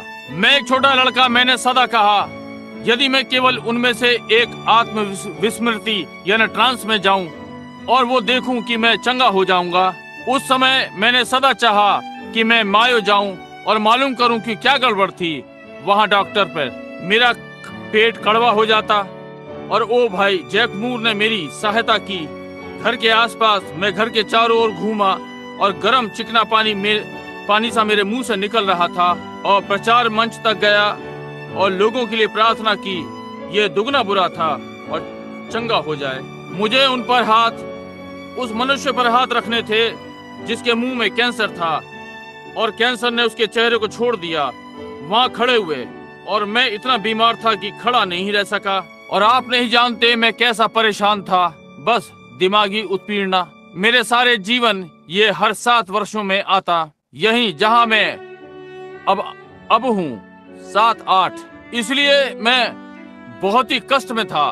मैं रोया, मैंने मांगा, मैंने विनती की और मुझे स्मरण है जब अंत में मैंने सोचा मेरे पास पर्याप्त पैसा है कि मायो जाकर जांच करवाऊं। उन्होंने कहा वे ढूंढ लेंगे कि आपकी क्या समस्या है। पत्नी और मैं और बेकी वहां, सारा छोटी ही थी। मैंने अपनी चंगाई की सेवा में कदम रखा ही था और हम मायो को चल दिए। मैं चिकित्सालय से निकला और उस रात्रि से पहले मैं मालूम कर लूंगा और अगली प्रातः मेरा अंतिम था। मैं उठा और पलंग पे बैठे हुए चारों ओर देख रहा था और मैंने अपने सामने देखा और वहां एक छोटा लड़का था, मेरे जैसा दिख रहा था, लगभग 7 वर्ष का। उसकी ओर देखा और वो मैं था और वो एक पुराने ठूंठ से वृक्ष के पास खड़ा था और उस पेड़ पर, और आप में से कोई भी गिलहरी का शिकारी जानता है, आप पेड़ पर किसी डंडी को ऊपर नीचे रगड़ें तो ये गिलहरी को डरा देता है और उसे खोखले में से बाहर निकाल देता है। और मैं वहां देख रहा था कि जहां गिलहरी थी और मैंने सोचा कि ये गिलहरी किस प्रकार की है और मैंने इसे रगड़ा और जब मैंने किया मैंने देखा कि ये मैं लगभग 38 वर्ष का था, छोटा लड़का चला गया था। इसलिए मैंने उस डाली को रगड़ा और उस खोखले लट्ठे में से गहरे रंग की लगभग इतनी बड़ी काली गिलहरी निकल कर आई और ऐसा लगा कि उसमें से हल्का सा करंट निकल रहा है। छोटी गोल गोल आंखें, धूर्त सी दिखने वाली चीज जो मैंने कभी देखी, और बजाय गिलहरी के वो कथ्यान्याल अधिक लग रहा था और सीधे मेरी ओर देखा और मैंने कहने के लिए अपना मुंह खोला भाई, और जब मैंने किया वो सीधे मेरे मुंह में चला गया और मेरे पेट में चला गया और मुझे दर्द से तोड़ दिया। और जैसे ही मैं दर्शन से बाहर आया, अपने हाथ उठाए देख रहा था, मैं चिल्लाता गया, ओ परमेश्वर दया कर, ये मुझे मार रहा है। और मैंने कमरे में एक आवाज को कहते सुना, स्मरण रख, ये केवल 6 इंच लंबी है। और कितनों ने ये कहानी सुनी है, मैंने ये आपको बहुत बार सुनाई है जो आराधनालय के आसपास हैं। अच्छा, फिर आगे और आगे वैसे ही कष्ट उठा रहा हूँ। अगले दिन मायो ब्रदर्स ने मेरी जांच की और कहा, आपके पिता एक आयरिश व्यक्ति थे, उसने पी। आपकी माँ आधी रेड इंडियन होने के नाते ये आपको लगभग आधा वंश बनाता है, इसलिए आप होंगे आप एक अधीर टूटे हुए जब तक कि आप इससे कभी भी बाहर नहीं निकलेंगे। कहा, वैसे आप स्वस्थ हैं, परंतु ये कुछ प्राण में है जिसे मनुष्य नियंत्रित नहीं कर सकता। कहा, आप होंगे। कहा, जब एक मनुष्य मरता है वो अपनी शव परीक्षा नहीं कर सकता क्योंकि उसका प्राण चला गया। उसने कहा, आप इस पर कभी भी काबू नहीं पा सकते। और उस व्यक्ति ने कहा, मेरे पुराने डॉक्टर ने कहा, मेरे पिता को ये था, वो लगभग 85-90 वर्ष के होकर मरे। कुछ इसी के साथ उसने कहा 1 या 2 ही महीने पहले वो मरे थे। मैंने उनकी जांच की, उसके सारे जीवन भर रहा। उनको ये दौरे आते थे। कुछ लोग कहा उन्हें होता है, वे बहुत ही गुस्से वाले होते हैं। ये उसी प्रकार का है, ये आपको मार देगा। उसने कहा दूसरी प्रकार का जो स्त्रियों को रजनोवृत्ति में होता है, वे चिल्लाती हैं। उनको एक प्रकार से तोड़ने वाला अनुभव होता है। कहा पुराने समय के लोग इसे उदासी कहा करते थे, ये उन्हें नहीं छोड़ेगा। कहा जब ये आप पर प्रहार करता है, आपका पेट कड़वा हो जाता है, आप परेशान हो जाते हैं। मैंने कहा लेकिन श्रीमान मैं कुछ नहीं करता। मैंने कहा मैं खुश हूँ। कहा ये ठीक है, ये मनुष्य की पकड़ से बाहर है। कहा यह आपको हमेशा होगा। ओह कितनी निराशाजनक चीज है, परंतु वचन इस पर मैं सोचता हूँ। याद रहे ये केवल 6 इंच लंबा है। ये मेरे साथ लग गया, जैसे कि मेरी पत्नी पीछे बैठी है आपको बता सकती है। साल दर साल मैंने इसके विषय में सोचा। और फिर इस आखिरी बार विदेश जाते हुए मैं था, इसके पहले मैं घर वापस आया और मैं गिलहरी के शिकार को यात्रा में था। मैं बैंकवुड के साथ कार से बाहर आया, जो आज रात्रि से सुन रहे हैं, और मैंने पहाड़ पर चढ़ना शुरू कर दिया और ऐसा लगा मेरा हृदय मेरे अंदर से बाहर आ जाएगा। और मैंने डॉक्टर सैम अदेर से पूछा, मैंने कहा ये क्या करता है? उसने कहा अगली बार आपको होता है तो हृदय की जांच कराना। मैंने कहा ठीक है। ये अगले वर्ष फिर से हुआ और जाकर हृदय की जांच करवाई। उसने कहा आपके हृदय में कोई गड़बड़ नहीं है। कहा आप बस अधीर हैं। तब ये आना शुरू हो गया। दूसरे डॉक्टर ने मुझसे कहा मेरा एक अच्छा मित्र है। कहा ये आपका हृदय है लड़के। कहा अच्छा है कि तुम ध्यान रखो। ये वो वर्ष था कि मैंने भाई मूर को बुलाया और उनके पास कोई और या जो मेरे बदले में बोलता। जब मैं भाई फ्रेड के संग मेढ़े के शिकार पर गया, मैं वैसे ही पहाड़ पर गया जैसे जब मैं 16 वर्ष का था। एक के बाद दूसरा मील दौड़ने ने मुझे कभी भी जरा सा भी परेशान नहीं किया, समझे। मैंने वापस आकर और सैम को बताया। उसने कहा कुछ गड़बड़ है, ध्यान रखो। तब मैंने एक दर्शन देखा कि एक बूढ़ा डॉक्टर के साथ खड़ा है, पुराने तरह का डॉक्टर, अपने हाथ में आला लिए हुए। उसने कहा एक दिन वो मेरे सामने खड़ा था। उसने कहा उन्हें आपको ये मत बताने दो कि ये तुम्हारा हृदय है, ये तुम्हारा पेट है। इसलिए मैंने सोचा ठीक है, मैं इसी बात को लूंगा क्योंकि ये दर्शन था। आगे बढ़ो। मैं अफ्रीका के लिए तैयार हो गया और कुछ टीके लगवाए। मुझे अफ्रीका जाने से पहले बहुत सारे टीके लगवाने थे, ये नियम है। जब मैं वो टीके लगवा रहा था, उसने कहा क्यों, मैं आपके साथ एक भी गड़बड़ नहीं पा सकता। कहा आपका हीमोग्लोबिन, आपका खून 96 है, ये 96 है। कहा यदि आप 16 वर्ष के होते तो ये इससे अधिक अच्छा नहीं होता। कहा पर्याप्त मजबूत हैं कि आप 100 वर्ष जी सकते हैं, फेफड़े हर चीज। कहा आप ठीक हैं, कोई मधुमेह कुछ नहीं। मैंने कहा धन्यवाद। इसलिए मेरा शारीरिक परीक्षण हुआ और अपने स्वास्थ्य का प्रमाण पत्र बोर्ड के पास ले गया। इसलिए उसने कहा आप इस विषय में कुछ जानते हैं? मैंने कहा कुछ नहीं, पेट में सारे समय तेज जलन है। उसने कहा अच्छा मैं आपको बताऊंगा। उसने कहा, मैंने कहा मेरा परीक्षण हो चुका है, मैं मायू ब्रदर्स के यहाँ था और ये सब जगह। उसने कहा 1 मिनट रुको। उसने कहा कभी कभी आंत का घाव इतना छोटा होता है कि बेरिये मील में भी नहीं दर्शाएगा, और कभी कभी ये इतना बड़ा होता है कि ये दर्शाएगा, क्योंकि एक्सरे एक परछाई है और छोटा मोटा घाव आप इसे नहीं देख सकते, ये उस पर नहीं लगेगा। कुल मिलाकर छोटा मोटा आंत का घाव ये कर सकता है। उसने कहा मैं जानता हूँ, यहाँ एक बूढ़ा डॉक्टर, उसके पास एक यंत्र है, अब उनके पास है।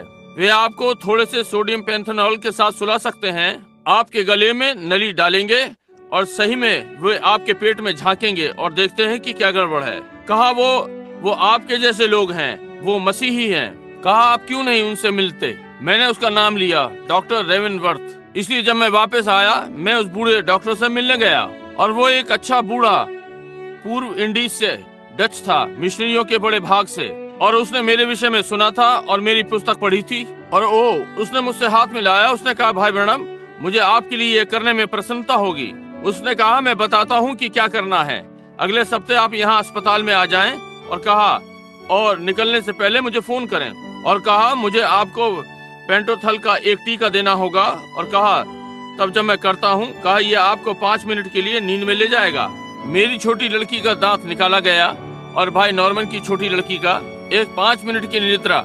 मैंने सोचा इससे मुझे परेशानी नहीं होगी, इसलिए मैंने सोचा तो फिर ये मुझे संतुष्ट कर देगा इसे देखकर। और फिर अगली सुबह मैं पलंग पर से उठा और चारों ओर देखा। मैंने डबल बेड को देखा, मेरी पत्नी उस पर थी, वो अभी तक नहीं जागी थी, और मैं खिड़की में से उस बड़े पर्वत कैटिलियाना को देख रहा था जहाँ मैं रहा था। और मैंने वहाँ देखा जहाँ प्रभु के दूत ने तलवार को मेरे हाथ में दिया था, जहाँ 7 स्वर्गदूत जो आपने चित्र में देखे प्रकट हुए थे, महान चीजें घटित हुई थी। और मैंने देखा, और जैसे मैंने उधर देखा जहाँ मैं फिर से पेड़ के पास खड़ा था, ठीक जहाँ गिलहरियां थी, मैंने वहाँ देखा। मैंने सोचा वो गिलहरियों की गुफा है, और मैंने सोचा आश्चर्य यदि वो अब भी वहाँ हो। दर्शन में मैंने पेड़ को एक ओर से रगड़ा, वो बाहर आई। इसके पहले कि मैं अपनी पलक झपकूं, वो अजीब से दिखने वाली गिलहरी थी जो मैंने कभी देखी। इन प्रतीकों और चीजों को जानने से आपको मेरी सेवकाई को जानना है। वो मुझ पर कूदी परंतु चूक गई, वो मेरे मुंह से चूक गई, मेरे सीने से टकराकर नीचे गिर गई। और जैसे ही उसने किया तो मैंने किसी चीज को कहते सुना कि कैटिलियाना पहाड़ पे जाओ। मैंने घूम कर कहा, मैडा प्रिय, क्या तुम जागी हुई हो? और मैंने उसे उठा दिया। उसने कहा, क्या बात है? सुबह लगभग 5 बजे थे। मैंने कहा, मैं यहाँ देख रहा था, और प्रिय मैंने वो गिलहरी फिर से देखी। कैसी गिलहरी? मैंने कहा, एक वो जो मैंने मायो की देखी थी। मैंने कहा, आप जानते हैं इस बार वो मेरे मुंह से चूक गई, मुझ पर वार नहीं कर पाई, मेरे सीने से टकराई। मैंने कहा, प्रभु की स्तुति हो। मैंने देखा, ओ जब से मैं छोटा लड़का था मैं ये देखने की बहुत ही प्रतीक्षा में था जो हुआ। यदि मैं कभी इसे देख सकूं, ये घटित हुआ। यहाँ तक कि नहीं, इसके पहले मैं जान पाता कि दर्शन क्या था। यदि मैं इसे कभी घटित होते हुए देख सकूं, तब मैंने कहा मैं ठीक हो जाऊंगा। जो कुछ भी उसने मुझे बताया वही जो मैं होऊंगा। और 40 वर्षों से मैंने इसकी प्रतीक्षा की, और ये घटित हो गया। इसके पहले जब मैं मायो में था, उसी समय मैं वहां पर था जब उन्होंने मुझे संदेश दिया और मैंने दर्शन देखा। अब मेरी बूढ़ी माँ महिमा में चली गई, बहुत ही अलग महिला। उसने अपने जीवन में 3 या 4 स्वप्न देखे, और वे सदा सच्चे रहे। वो मुझे बताएगी और वो मुझे बताना आरंभ करेगी। मैं बताऊंगा, मैं कहूंगा, ठीक है यहाँ रुको मामा, बाकी इसका मैं बताऊंगा, समझे? क्योंकि सदा जब आप मुझे अपना स्वप्न का अर्थ बताने के लिए बताते हैं, आप सदा ठीक वैसा ही नहीं बताते कि क्या था। तब जब मैं उसे फिर देखता हूँ तो मैं ठीक वही देखता हूँ जो आपने स्वप्न में देखा। तब वो मुझे बताता है कि ये क्या है, समझे? अवश्य नहीं कि आप मुझे बताएं कि स्वप्न क्या है, वो स्वयं मुझे स्वप्न दिखाता है, समझे? और तब मैं देखता हूँ, मैं कहता हूँ कि भाई आपने मुझे ये नहीं बताया और वो नहीं बताया, देखा? और इसलिए वो परमेश्वर है जो स्वप्न का अर्थ बता सकता है। एक स्वप्न दिखा सकता है, वो दिखा सकता है, वो अर्थ बता सकता है। और इसलिए तब भाई क्या बाइबल में इस प्रकार की चीज नहीं थी? कहा, यदि तू सकता है। मैं अभी हुआ कि मेरे पास आया डैनियल, क्या नहीं था? नहीं, यूसुफ। अच्छा, ये कहीं बाइबल में है, मुझे ये याद है। कहा, यदि तू मुझे दिखा सको, यदि तू मुझे बता सके कि क्या है। ओ, ये राजा नबूकदनेस्सर है, ठीक है। कहा, यदि तू सके। यदि तू नहीं सकता, जादूगर ने कहा, मुझे स्वप्न बताओ। उसने कहा, ये मैं भूल गया। ठीक बात है, ये मुझे याद आया, तब मैंने इसके लिए सोचा। अब ध्यान दें। और मामा वो बोली, बिली बोली, मैं वापस आता हूँ, यहाँ आओ पुत्र, और बैठ गई। उन्होंने कहा, मुझे एक विचित्र स्वप्न आया है। मुझे स्वप्न आया कि मैंने तुम्हें बीमार पड़े देखा, बस मरने पर हो, अक्सर जैसे तुम्हारे पेट में। उसने मेरे लिए कितने खाने बनाए, और उसने कहा, तुम एक पहाड़ पर घर बना रहे थे। और कहा, मैंने देखा 6 सफेद पंडुकी आसमान से उतरी और बोल रही हैं, और ऐस के आकार में तुम्हारे सीने पर बैठ गईं, और तुम देख रहे थे, और एक जो सामने थी तुमसे कुछ कहने का यत्न कर रही थी। कहा, वे बहुत ही चिकनी सफेद पंडुकी थीं, और उन्होंने अपने छोटे सिर तुम्हारे गालों पर रख दिए और बोलती रही, कू कू कू। और कहा, मैं इसे समझ नहीं सकी। कहा, वे बस कू कू कू बोले जा रही थी। मैंने कहा, ओ मैं इसे देखता हूँ, प्रभु की स्तुति हो।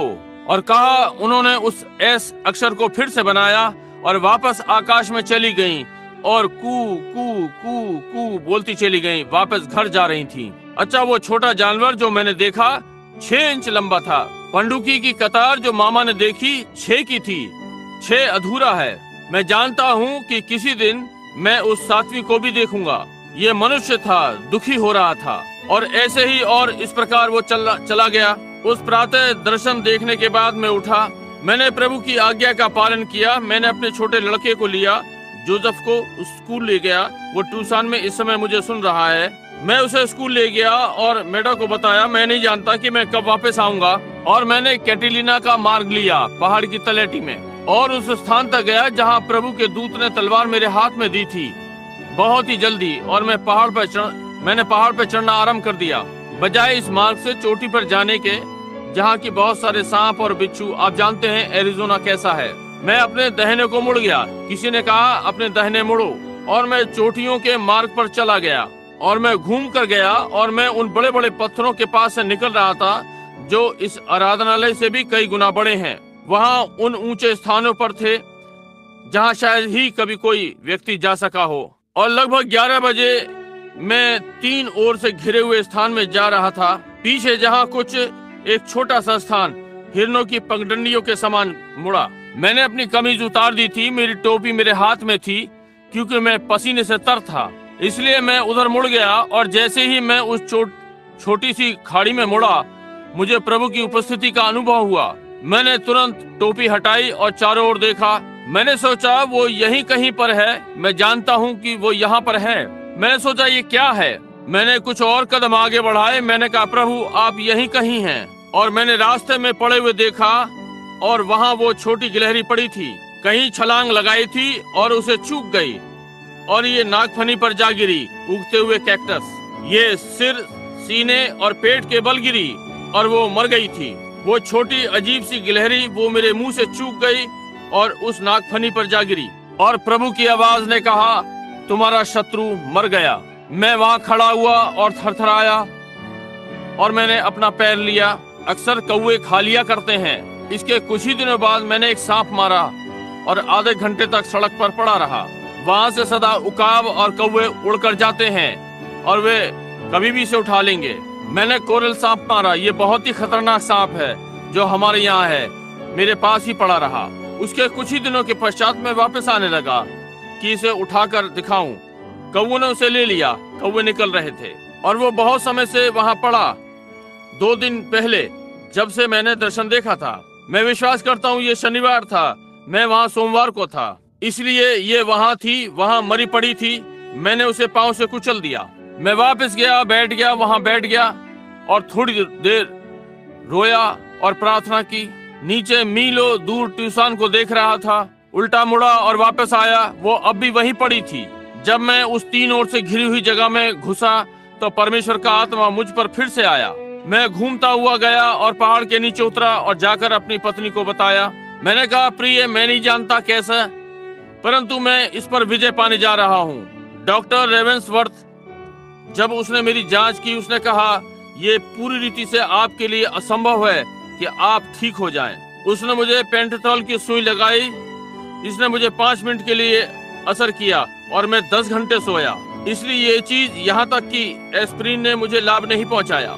इसलिए उसने मुझे एक सुई लगाई, उस नली को मेरे गले में डाला।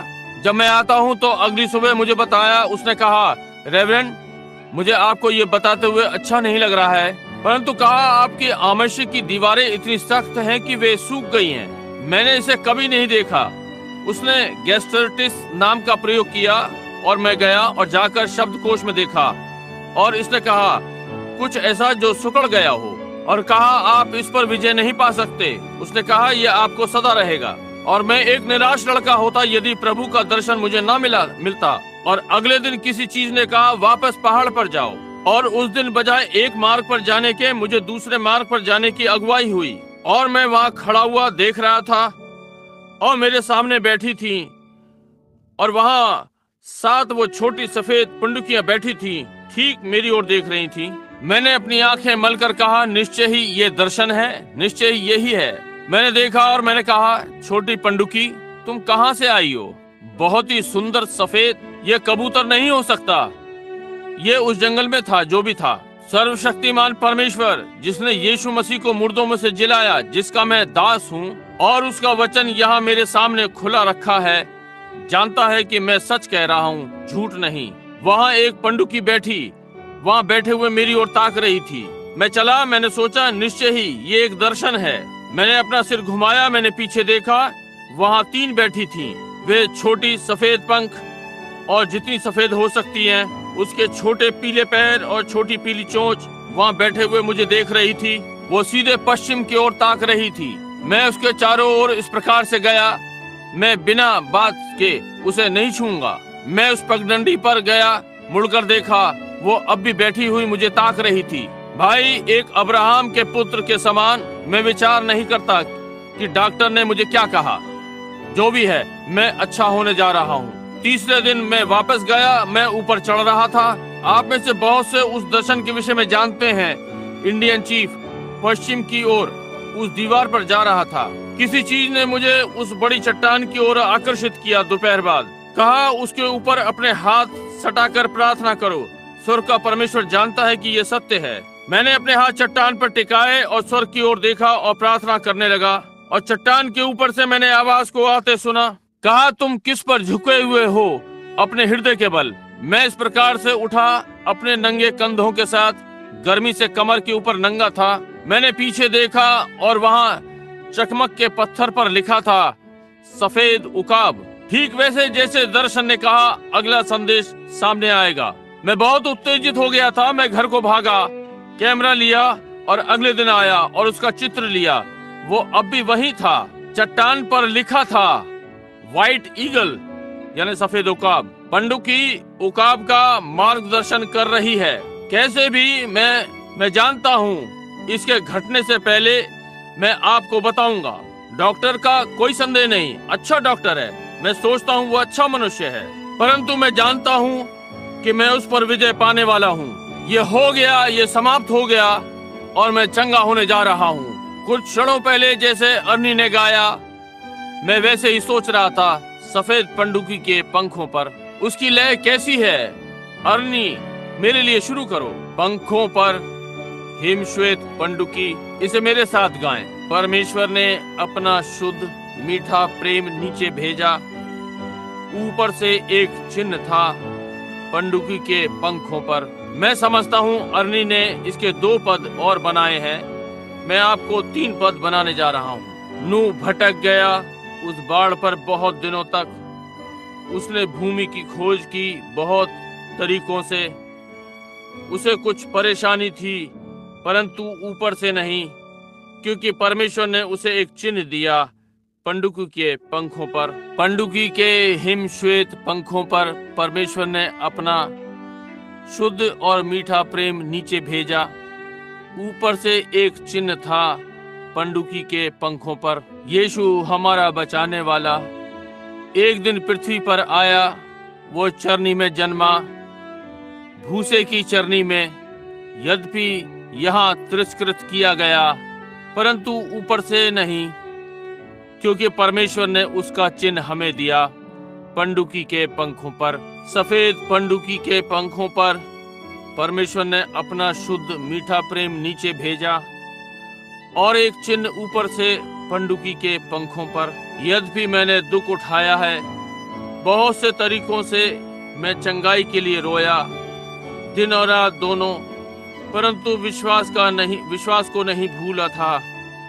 ऊपर पिता के द्वारा उसने अपना चिन्ह मुझे दिया पंडुकी के पंखों पर। हिमश्वेत पंडुकी के पंखों पर परमेश्वर ने अपना शुद्ध और मीठा प्रेम नीचे भेजा।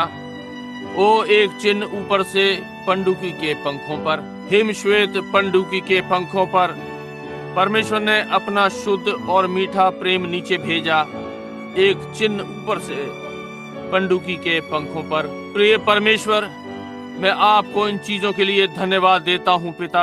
आपने नूह को ये चिन्ह दिया, आपने संसार को चिन्ह दिया, आपने मुझे चिन्ह दिया। और अगले दिन उस उड़ते उकाब को देखा।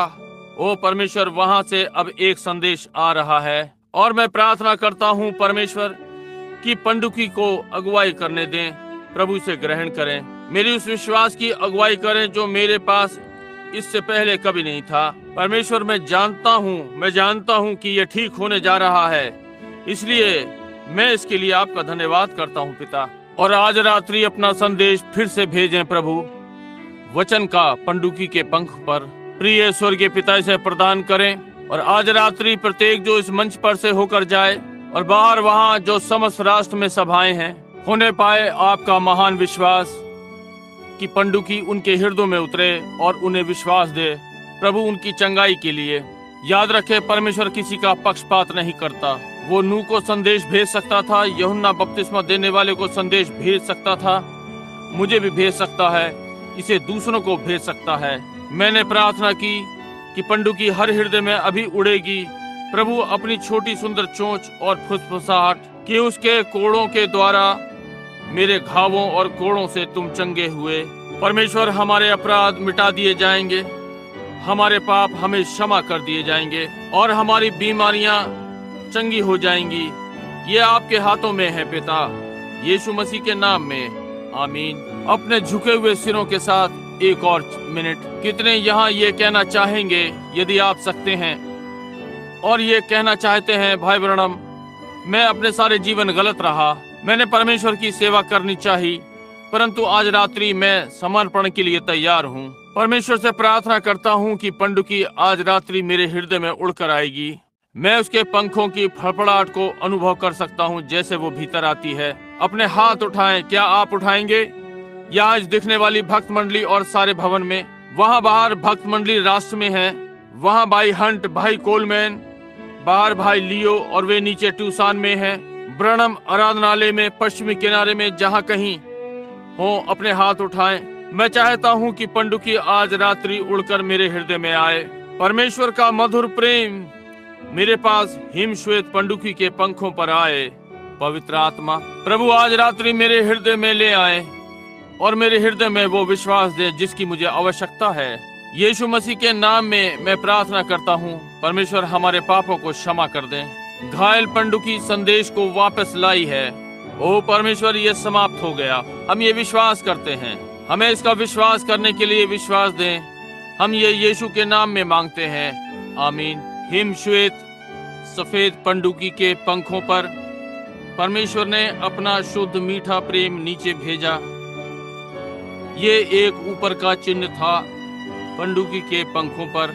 वो पंडुकी कहाँ से आई होगी मैं नहीं जानता। उसे वहाँ बीहड़ में नहीं होना चाहिए था, नहीं नहीं नहीं, उसे वहाँ नहीं होना चाहिए था। और वो क्यों सफेद थी? स्वर्गीय पिता जानता है, वो ऐसी सफेद थी जैसे मेरी कमीज। वहाँ वो बैठी थी, परंतु ये हिमसी श्वेत पंडुकी के पंखों पर था। परमेश्वर ने अपना शुद्ध मीठा प्रेम नीचे भेजा। ओह, ऊपर से एक चिन्ह पंडुकी के पंखों पर, सफेद पंडुकी के पंखों पर परमेश्वर ने अपना शुद्ध मीठा प्रेम नीचे भेजा। ओ, एक चिन्ह ऊपर से पंडुकी के पंखों पर। ओ, क्या आप वास्तव में नम्र अनुभव नहीं करते? आइए हम एक दूसरे से हाथ मिलाएं और इसे गाएं। हिमसी श्वेत पंडुकी के पंखों पर परमेश्वर ने अपना शुद्ध मीठा प्रेम नीचे भेजा। एक चिन्ह ऊपर से पंडुकी के पंखों पर। आइए हम उसकी ओर अपने हाथों को उठाएं और इसे गाएं। हिमसी श्वेत पंडुकी के पंखों पर परमेश्वर ने अपना शुद्ध और मीठा प्रेम नीचे भेजा। एक चिन्ह ऊपर से पंडुकी के पंखों पर। नूह भटक गया था बाढ़ पर बहुत दिनों तक। उसने भूमि को ढूंढा बहुत प्रकार से, उसके साथ परेशानी थी परंतु ऊपर से नहीं। परमेश्वर ने अपना चिन्ह नीचे भेजा पंडुकी के पंखों पर। हिमसी श्वेत पंडुकी के पंखों पर परमेश्वर ने अपना शुद्ध मीठा प्रेम नीचे भेजा। ओ, एक चिन्ह ऊपर से पंडुकी के पंखों पर। यीशु हमारा बचाने वाला एक दिन पृथ्वी पर आया, चरनी में जन्म लिया, भूसे की चरनी में। यद्यपि वो तिरस्कृत किया गया परंतु ऊपर से नहीं। परमेश्वर ने हमें उसका चिन्ह दिया पंडुकी के पंखों पर। हिमसी श्वेत पंडुकी के पंखों पर परमेश्वर ने अपना शुद्ध और मीठा प्रेम नीचे भेजा। एक चिन्ह ऊपर से पंडुकी के पंखों पर। क्यों मैं एक बूढ़ा मनुष्य अपने सारे जीवन दुख उठाया? उसने मुझे अब क्यों चंगा किया? मैं विश्वास करता हूँ मैं इस पगडंडी पर फिर से चलूंगा।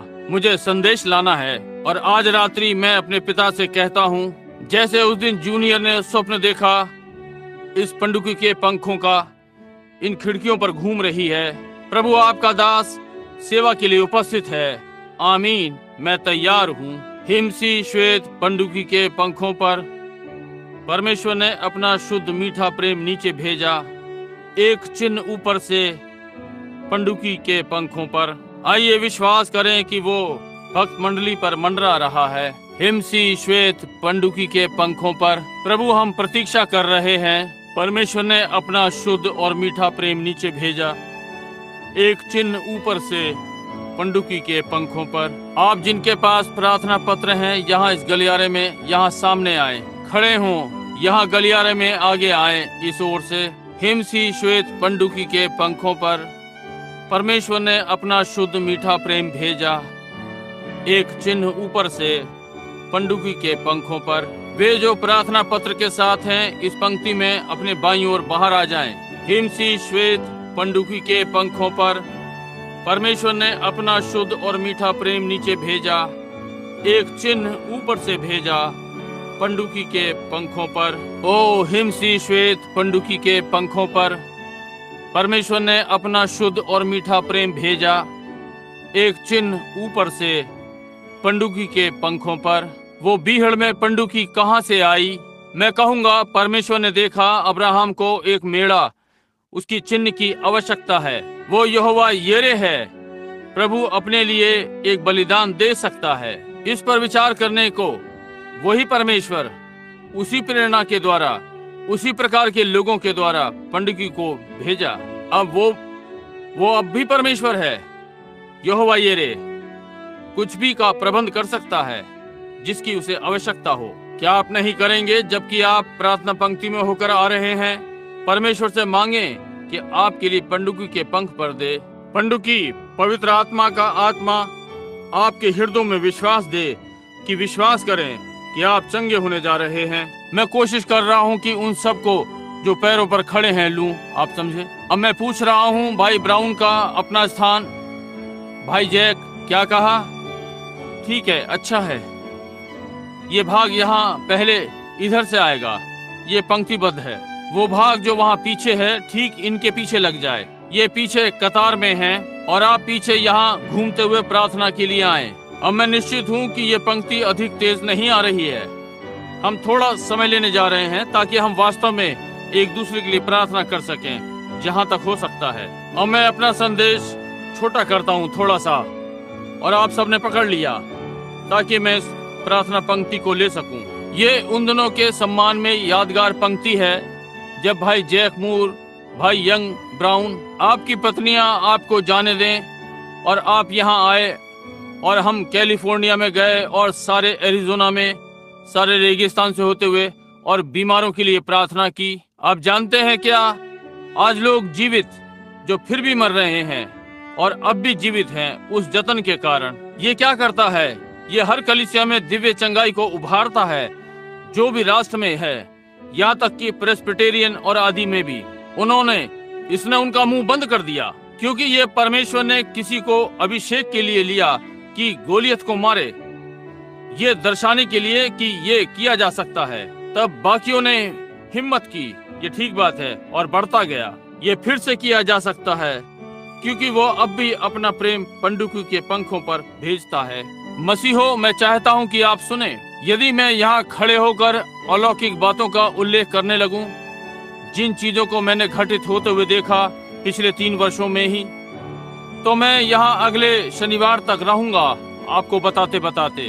मैं इतना अधिक नहीं बताता क्योंकि ये ऐसा लगता है कि ये संभव नहीं, परंतु मैं आपको सत्य बताता हूँ। ये बिल्कुल सत्य है। हम महान सर्वशक्तिमान यहोवा की महान अगुवाई में रह रहे हैं। यही पुराने नियम के भविष्यद्वक्ताओं के साथ था, नए नियम की कलीसिया के साथ। वो आज यहाँ अपने नाम के निमित्त अन्य जातियों में से अन्य जाति की दुल्हन ले रहा है। विश्वास करें। क्या आप लोग नहीं करेंगे? यदि आपने कभी इसका विश्वास किया तो अभी इसका विश्वास करें। यही जो मैं चाहता हूँ कि आप इसे करें। हम नहीं जानते कि आज रात्रि क्या घटित होगा, हम नहीं जानते कि क्या घटित होगा। हम बस आशा से प्रतीक्षा कर रहे हैं।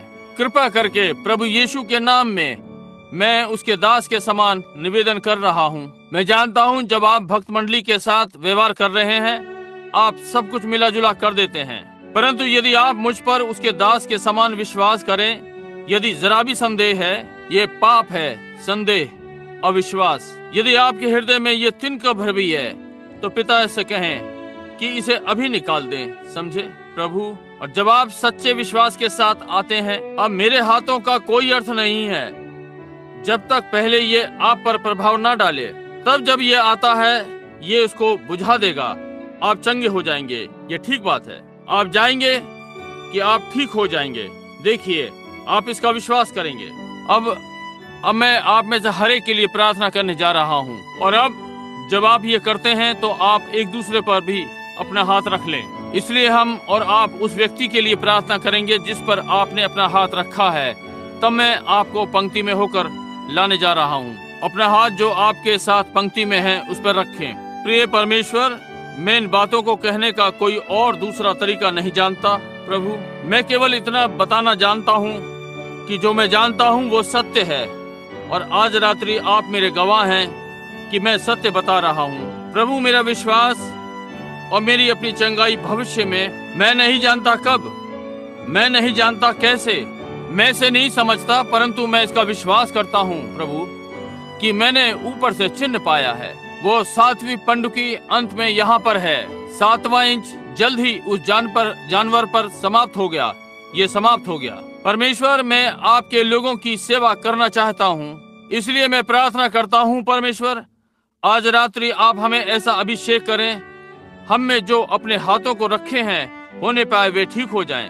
इसलिए नहीं कि ये हम हैं, परंतु इसलिए कि हम आपकी आज्ञा का पालन कर रहे हैं। आपने कहा जो विश्वास करें उनके ये चिन्ह होंगे। प्रभु, विश्वास करने में मेरी सहायता करें और उनके हृदयों को विश्वास उपज की भूमि बनाएं और होने पाए मिलकर परमेश्वर की महिमा के लिए हर बीमार और अपाहिज जो इस भवन में है, यह राष्ट्र भर में जो भवन जो अब इन आज्ञाओं का पालन कर रहे हैं, चंगे हो जाएं। यीशु मसीह के नाम में मैं ये मांगता हूँ, आमीन। विश्वास करें आप जो हमारे साथ प्रार्थना करते हैं। अब ये पंक्ति विचारों को परखने की नहीं है। उदासी, डर, मैं जानता हूँ ये क्या है। बेचारे, छोटी चीज। उसने कहा उसने जीवन में कभी शांति नहीं देखी।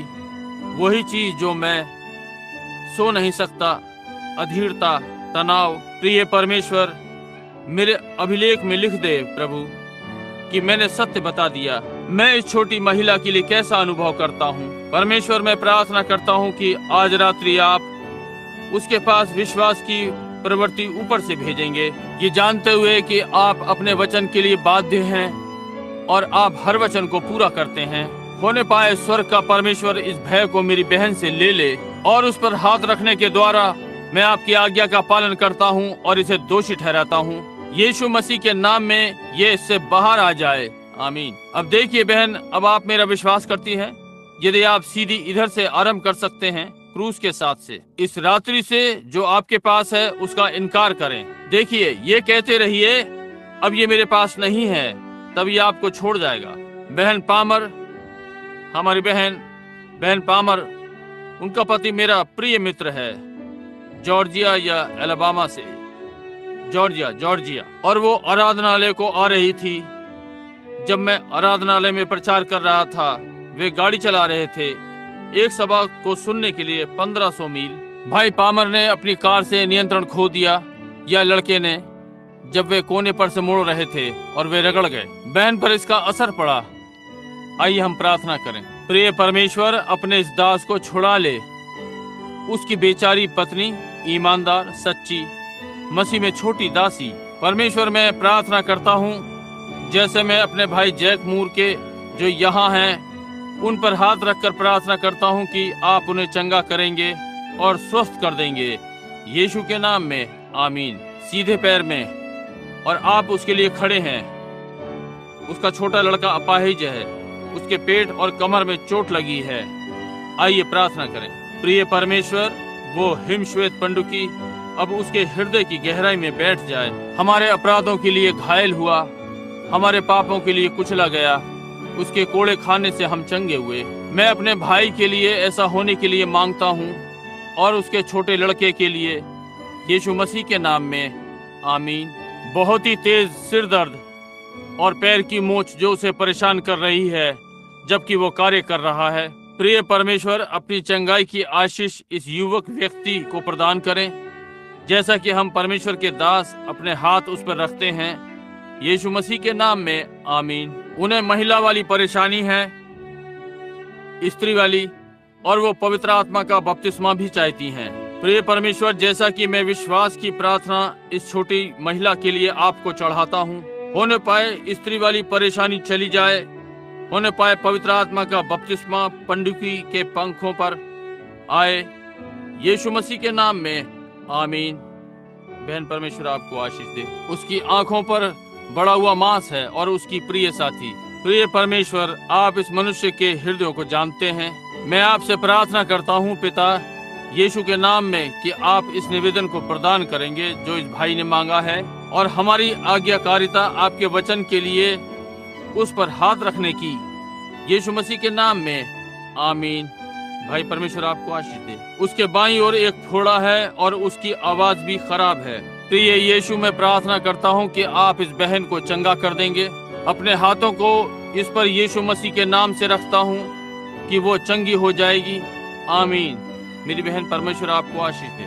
बेचारी बहन, मैं आपकी परेशानी को देखता हूँ। सूजा हुआ हाथ, किडनी, मूत्राशय और टखना अपनी जगह से हट गए हैं। ओ पिता परमेश्वर, इस बहुमूल्य महिला को चंगा करता है। प्रभु, मैं प्रार्थना करता हूँ जैसे कि मैं अपने हाथ यीशु मसीह के नाम से इस पर रखता हूँ, आमीन। बहन, परमेश्वर आपको आशीष दे। यही विधि है, ये हो जाएगा। आपको सुनाई देता है इस माइक्रोफोन पर, क्या आप नहीं सुनते? यहाँ जो भी है इंजीनियर, यदि आप इसे जरा ऊपर उठा दें, भक्त मंडली इसे सुन सकती है गवाही के लिए, या जो भी वे कहते हैं जब वे आते हैं, उनके लिए प्रार्थना में रहें। जब आप इसे सुनते हैं, जब मैं प्रार्थना करना आरंभ करता हूँ, आप मेरे साथ प्रार्थना करें। प्रिय परमेश्वर, मैं इस अपनी बहन के लिए प्रार्थना करता हूँ जो आप इससे सुनेंगे। प्रिय परमेश्वर, हम ये इसलिए कर रहे हैं क्योंकि ये आपकी आज्ञा है, यीशु मसीह के नाम में आमीन। प्रिय परमेश्वर, आप ये गवाही सुनते हैं। आप सुनते हैं कि शत्रु ने इसके साथ क्या किया। हम यीशु के नाम को लेने का यत्न कर रहे हैं और इस शत्रु को हराते हैं। वो पहले ही क्योंकि कुचला गया, धारीदार पंडुकी परमेश्वर के घर के फर्श पर संदेश के साथ आई है। ये हो गया, इसे प्रदान करें, होने पाए इसका विश्वास करें पिता, यीशु नाम में। प्रिय परमेश्वर, मैं प्रार्थना करता हूँ कि आप हमारी इस बहन को चंगा करेंगे। होने पाए परमेश्वर कि पंडुकी आज रात्रि उसे गवाही दे कि उसने ये उसके लिए कर दिया ताकि वो भली चंगी हो सके, यीशु के नाम में आमीन। प्रिय परमेश्वर, मैं अपने भाई पर जो यहाँ खड़ा है अपने हाथ रखता हूँ। यहाँ तक पहुँचने के लिए उसके पास पर्याप्त विश्वास है प्रभु। अब होने पाए कि वो अपनी चंगाई ग्रहण करे और अपने स्थान पर चंगा होकर जाए, यीशु नाम में। प्रिय परमेश्वर, मैं अपने भाई के लिए प्रार्थना करता हूँ, उसके ऊपर हाथ रख रहा हूँ। प्रिय परमेश्वर, सहायता करें कि परमेश्वर का विश्वास इस समय उसके गहराई में चला जाएगा और अब्राहम के समान हो, और उन चीजों को जो नहीं है उन्हें कहे यद्यपि वो नहीं है, क्योंकि परमेश्वर ने प्रतिज्ञा की है, यीशु नाम में आमीन। प्रिय परमेश्वर, आप ही हैं जो सच्चा निर्णय ले सकता है। मैं प्रार्थना करता हूँ प्रिय परमेश्वर, जैसा कि ये युवा महिला इसके लिए मांगती है, वो इसे ग्रहण करने पाए, यीशु मसीह के नाम में आमीन। प्रिय परमेश्वर, हम अपनी बहन पर आपकी बात का पालन करते हुए हाथ रखते हैं जो आपने करने को कहा। यह हमें बहुत वर्षों पहले ले जाता है प्रभु, जब से हम इस प्रार्थना की पंक्ति को इस प्रकार चलाते हैं, परंतु हम जानते हैं कि तब क्या घटित हुआ। हम जानते हैं कि आप आज रात्रि भी वही परमेश्वर हैं। यदि लोग आज रात उसी विश्वास को ले सके, मैं यीशु के नाम में अपनी बहन की चंगाई के लिए प्रार्थना करता हूँ, आमीन। प्रिय परमेश्वर, यहाँ मैं अपने भाई के ऊपर हाथ रखता हूँ और उसकी चंगाई मांगता हूँ, यीशु मसीह के नाम में आमीन।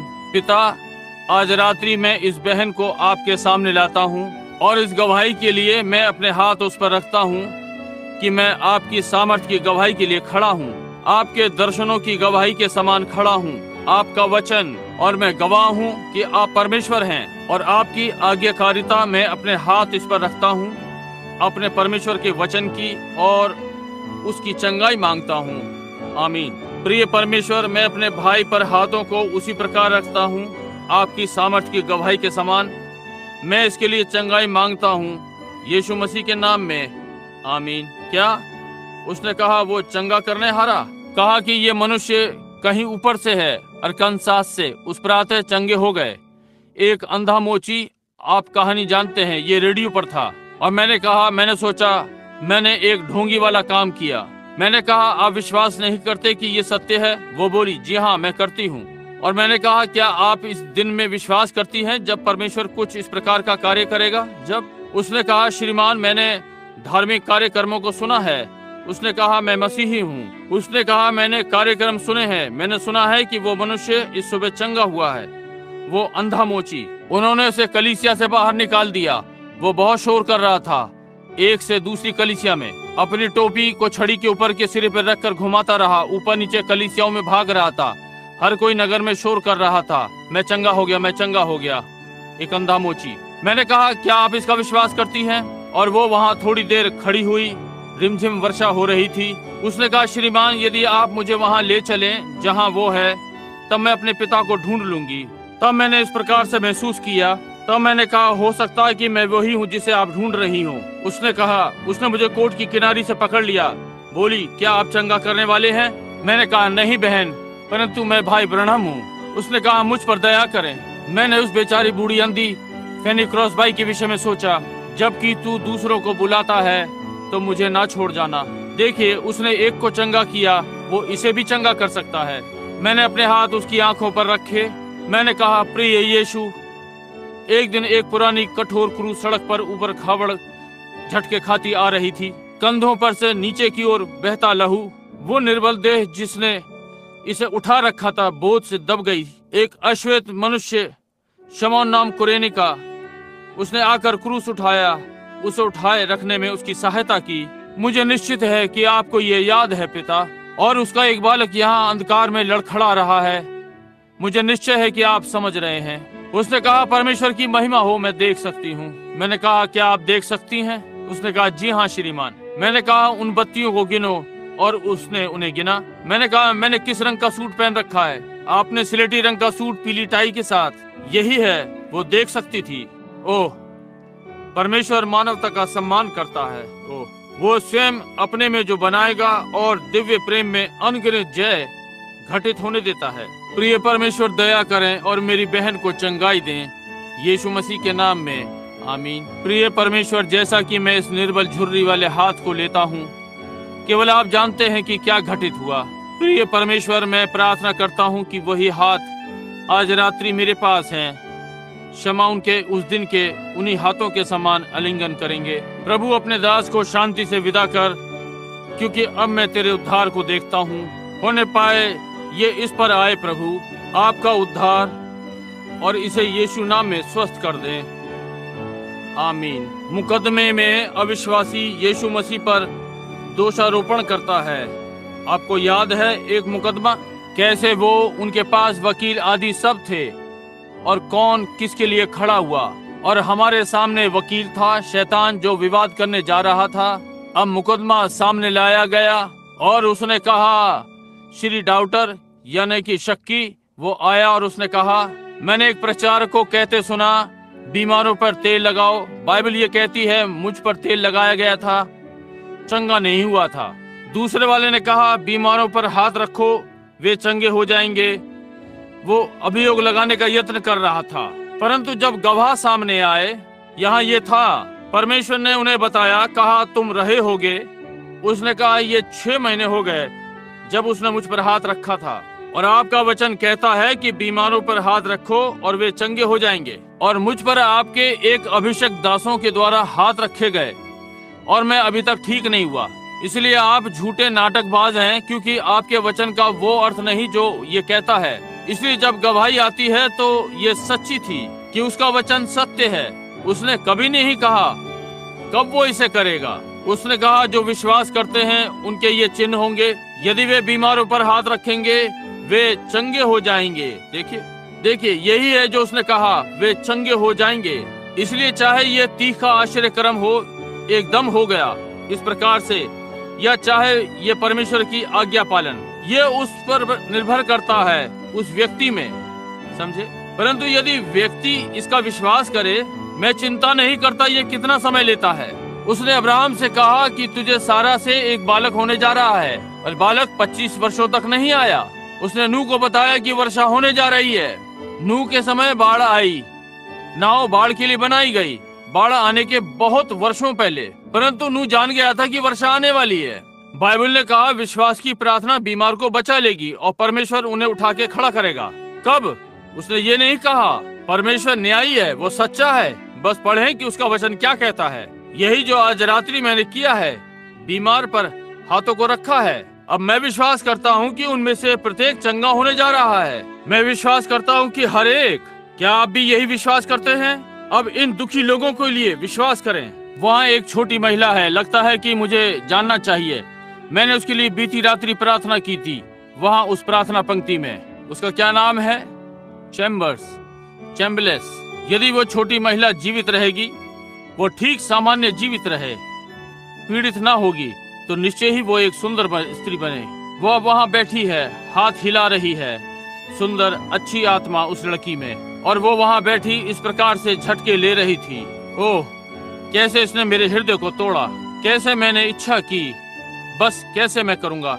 यहाँ एक छोटा बालक है, बैठी हुई महिला ने उसे गोद ले रखा है। उसकी छोटी जुबान बाहर लटक रही है, उसकी छोटी पीड़ित देह। क्या होता यदि वो मेरा छोटा जोसेफ होता? क्या होता यदि वो मेरा छोटा पोता पॉल होता? क्या होता यदि वो रिबेका या सारा जो वहाँ पीछे बैठी है होती? क्या होता यदि श्रीमती सैमसन यहाँ मेरी पत्नी मेडा होती? ये युवा पुरुष जो यहाँ बैठा है बिली पॉल होता? ये उम्रदार स्त्री जो यहाँ बैठी है मेरी माँ होती? याद रखें, ये किसी का बालक है, किसी की बहन है, किसी की पुत्री है, किसी का पुत्र है। समझे? मैं इनका भाई हूँ। वो हमारा बचाने वाला है। वो सब जो मैं कर सकता हूँ, जो विश्वास मेरे पास है, उनके बदले चढ़ाता हूँ। बस मैं इतना जानता हूँ। अब प्रभु मुझे दर्शन दिखा सकता है। वो मुझे बता सकता है इनमें से प्रत्येक के साथ क्या मामला है। मैं आपको ये प्रमाणित कर सकता हूँ, आप ये जानते हैं। परंतु ये उनको चंगा नहीं करता। ये उन्हें चंगा नहीं करता। नहीं, ये कुछ ऐसा है जो उनमें आना है। देखिए, और मैं आशा करता हूँ जैसा कि मैं जा सकता, आप में से हर एक को लेकर प्रभु यीशु मसीह के नाम में बपतिस्मा देता। यह आपको पाप से नहीं छुड़ाता। नहीं, मैं पानी का बपतिस्मा यीशु मसीह के नाम में पुनरुद्धार के लिए विश्वास नहीं करता। मैं विश्वास करता हूँ लहू पुनरुद्धार है। देखिए, नहीं, पानी नहीं, परंतु देखिए, मैं बपतिस्मा और बपतिस्मा दे सकता हूँ, परंतु आप केवल सूखे पापी जा सकते हैं और भीगे वाले ऊपर आ सकते हैं। जब तक आप पूरी रीति से प्रायश्चित ना करें, प्रायश्चित करें और फिर यीशु मसीह के नाम में बपतिस्मा लें। समझे? यही जो मैं वन्नेस वालों से के अभियान से असहमत हूँ। पुनरुद्धार के लिए बपतिस्मा नहीं, मैं विश्वास करता हूँ ये लहू जो शुद्ध करता है, पानी नहीं। समझे? प्रायश्चित और फिर यीशु मसीह के नाम में बपतिस्मा। अब मैं नीचे प्रार्थना करने जा रहा हूँ, और ये लोग जैसे आपके लिए मेरे लिए हैं, इस पंक्ति में और भी अधिक। अब हम सब एक साथ मिल जाएं और विश्वास में आप लोगों के हाथ और मेरा हाथ विश्वास में प्रभु यीशु के हाथों को नीचे ला रहे हैं कि इन बेचारे पीड़ितों लोगों पर रखे। क्या आप मेरे साथ प्रार्थना करेंगे? वे रुमालों के साथ बीमारों के लिए और पीड़ितों के लिए सभा के बाद आप इसे ले सकते हैं। अब इनके लिए प्रार्थना करने में सहायता करें। क्या आप करेंगे? परमेश्वर, हम आपको धन्यवाद देते हैं प्रभु, जो कुछ भी आपने आज रात्रि किया है। हम पंक्ति में आने वाले हर व्यक्ति के लिए आपको पहले से ही उनकी चंगाई के लिए धन्यवाद देते हैं। प्रिय परमेश्वर, मैं इन रुमालों पर प्रार्थना करता हूँ। संभवतः कुछ जो सभा में नहीं आ सकते और उनके प्रियजन इन रुमालों को ले आए हैं। बाइबल में हमें सिखाया गया है कि वे पौलुस की देह से रुमाल छुआकर या कपड़ों से। अब वे लोग बीते समय में आपकी उपस्थिति में रहे। उन्होंने आपको सड़क पर देखा, उन्होंने आपको अपनी सभाओं में देखा, और उन्होंने आपके उसी आत्मा को पौलुस पर देखा, और वे जानते थे कि ये वो व्यक्ति नहीं है, ये आपका आत्मा जो उसके जीवन में प्रभुता कर रहा था। क्योंकि हम पौलुस को उन्हीं कार्यों को करते देखते हैं जो आपने किए। और अब प्रभु, आज के दिन ये लोग उसी परमेश्वर को अपनी कलीसिया में अपने लोगों के साथ देखते हैं, और वे ये रुमाल लाए हैं ताकि वे उन्हें यहाँ से लेकर अपने प्रियजनों के पास ले जाएं। परमेश्वर इसे प्रदान करें कि इनमें से प्रत्येक आपके अपने ही तरीके से चंगा हो जाएगा। हम कुछ भी विशेष रीति से नहीं मांग रहे हैं, या किसी निश्चित स्वभाव में। हम बस मांगते हैं कि पिता कि आपके अपने ही रीति से उन्हें चंगा करें। परमेश्वर की महिमा के लिए मैं ये विश्वास की प्रार्थना को यीशु मसीह के नाम में चढ़ाता हूँ। आमीन। मेरा संगति के साथ आपके विश्वास के आसपास अद्भुत समय रहा। आपकी उपस्थिति मसीह यीशु में ये वो सभा रहेगी जो बहुत समय तक याद रहेगी कि क्या घटित हुआ था। प्रेम, सहयोग, संगति। और अब जब तक हम फिर ना मिलें, स्वर्ग का परमेश्वर आपकी अगुवाई करे। वो जिसने सितारों को रात्रि में चमकने के लिए बनाया कि मार्ग में उजियाला दें जब ये धूमिल होता है, वो आपके मार्ग को बैतलहम के तारे से उजियाला दे कि आपकी अगुवाई पूर्णतः उसके वचन में समर्पित होने के लिए करे। मेरी प्रार्थना है जब तक हम मिलें, जब तक हम मिलें, जब तक हम मिलें यीशु के चरणों पर, जब तक हम मिलें, जब तक हम मिलें, परमेश्वर आपके संग रहे जब तक हम फिर से मिलें। अब आइए हम खड़े हो जाएं। मेरा विश्वास तुझे देखता है, मैं इसे बदल दूंगा। मैं विश्वास करता हूँ ये अच्छा है। मेरा विश्वास तुझे देखता है, तू कैलवरी का मेमना, दिव्य बचाने वाला। अब जब मैं प्रार्थना करता हूँ मेरी सुन, मेरे सारे पाप को दूर कर दे। ओ मुझे इस दिन से मैं संपूर्ण तेरा हो जाऊं। अब आइए हम एक दूसरे से हाथ मिलाएं जब वे गाते हैं। जबकि जीवन की अंधेरी भूल भुलैया में मैं चलता हूँ और मेरे चारों ओर दुख फैले हुए हैं, तू मेरा अगुवा बन। घना अंधकार दिन में बदल जाए, तेरी ओर एक ओर। अब ये मुझे अच्छा लग रहा है, क्या आपको नहीं? सफेद पंडुकी के पंखों पर परमेश्वर अपना शुद्ध और मीठा प्रेम भेजता है। एक चिन्ह ऊपर से सफेद पंडुकी के पंखों पर। अब सफेद पंडुकी के पंखों पर परमेश्वर अपना शुद्ध और मीठा प्रेम भेजता है। एक चिन्ह ऊपर से पंडुकी के पंखों पर। यह हमारे अभियान का समाप्ति संदेश है। सफेद पंडुकी के पंखों पर परमेश्वर अपना शुद्ध और मीठा प्रेम भेजता है। एक चिन्ह ऊपर से पंडुकी के पंखों पर। अपने सिरों को झुकाएं जैसे पहिए घर लौटते हुए गाना गुनगुनाते हैं, इंजन की गड़गड़ाहट। मैं विश्वास करता हूँ ये होगा। आप पहियों की गुनगुनाहट सुनेंगे, इंजन की गड़गड़ाहट। हिमसी सफेद पंडुकी के पंखों पर परमेश्वर अपना शुद्ध मीठा प्रेम भेजता है। एक चिन्ह ऊपर से पंडुकी के पंखों पर। पंडुकी परमेश्वर अपना शुद्ध मीठा प्रेम भेजता है। एक चिन्ह ऊपर से पंडुकी के पंखों पर। आपके झुके हुए सिरों के साथ मैं आपको आपके भाई नोएल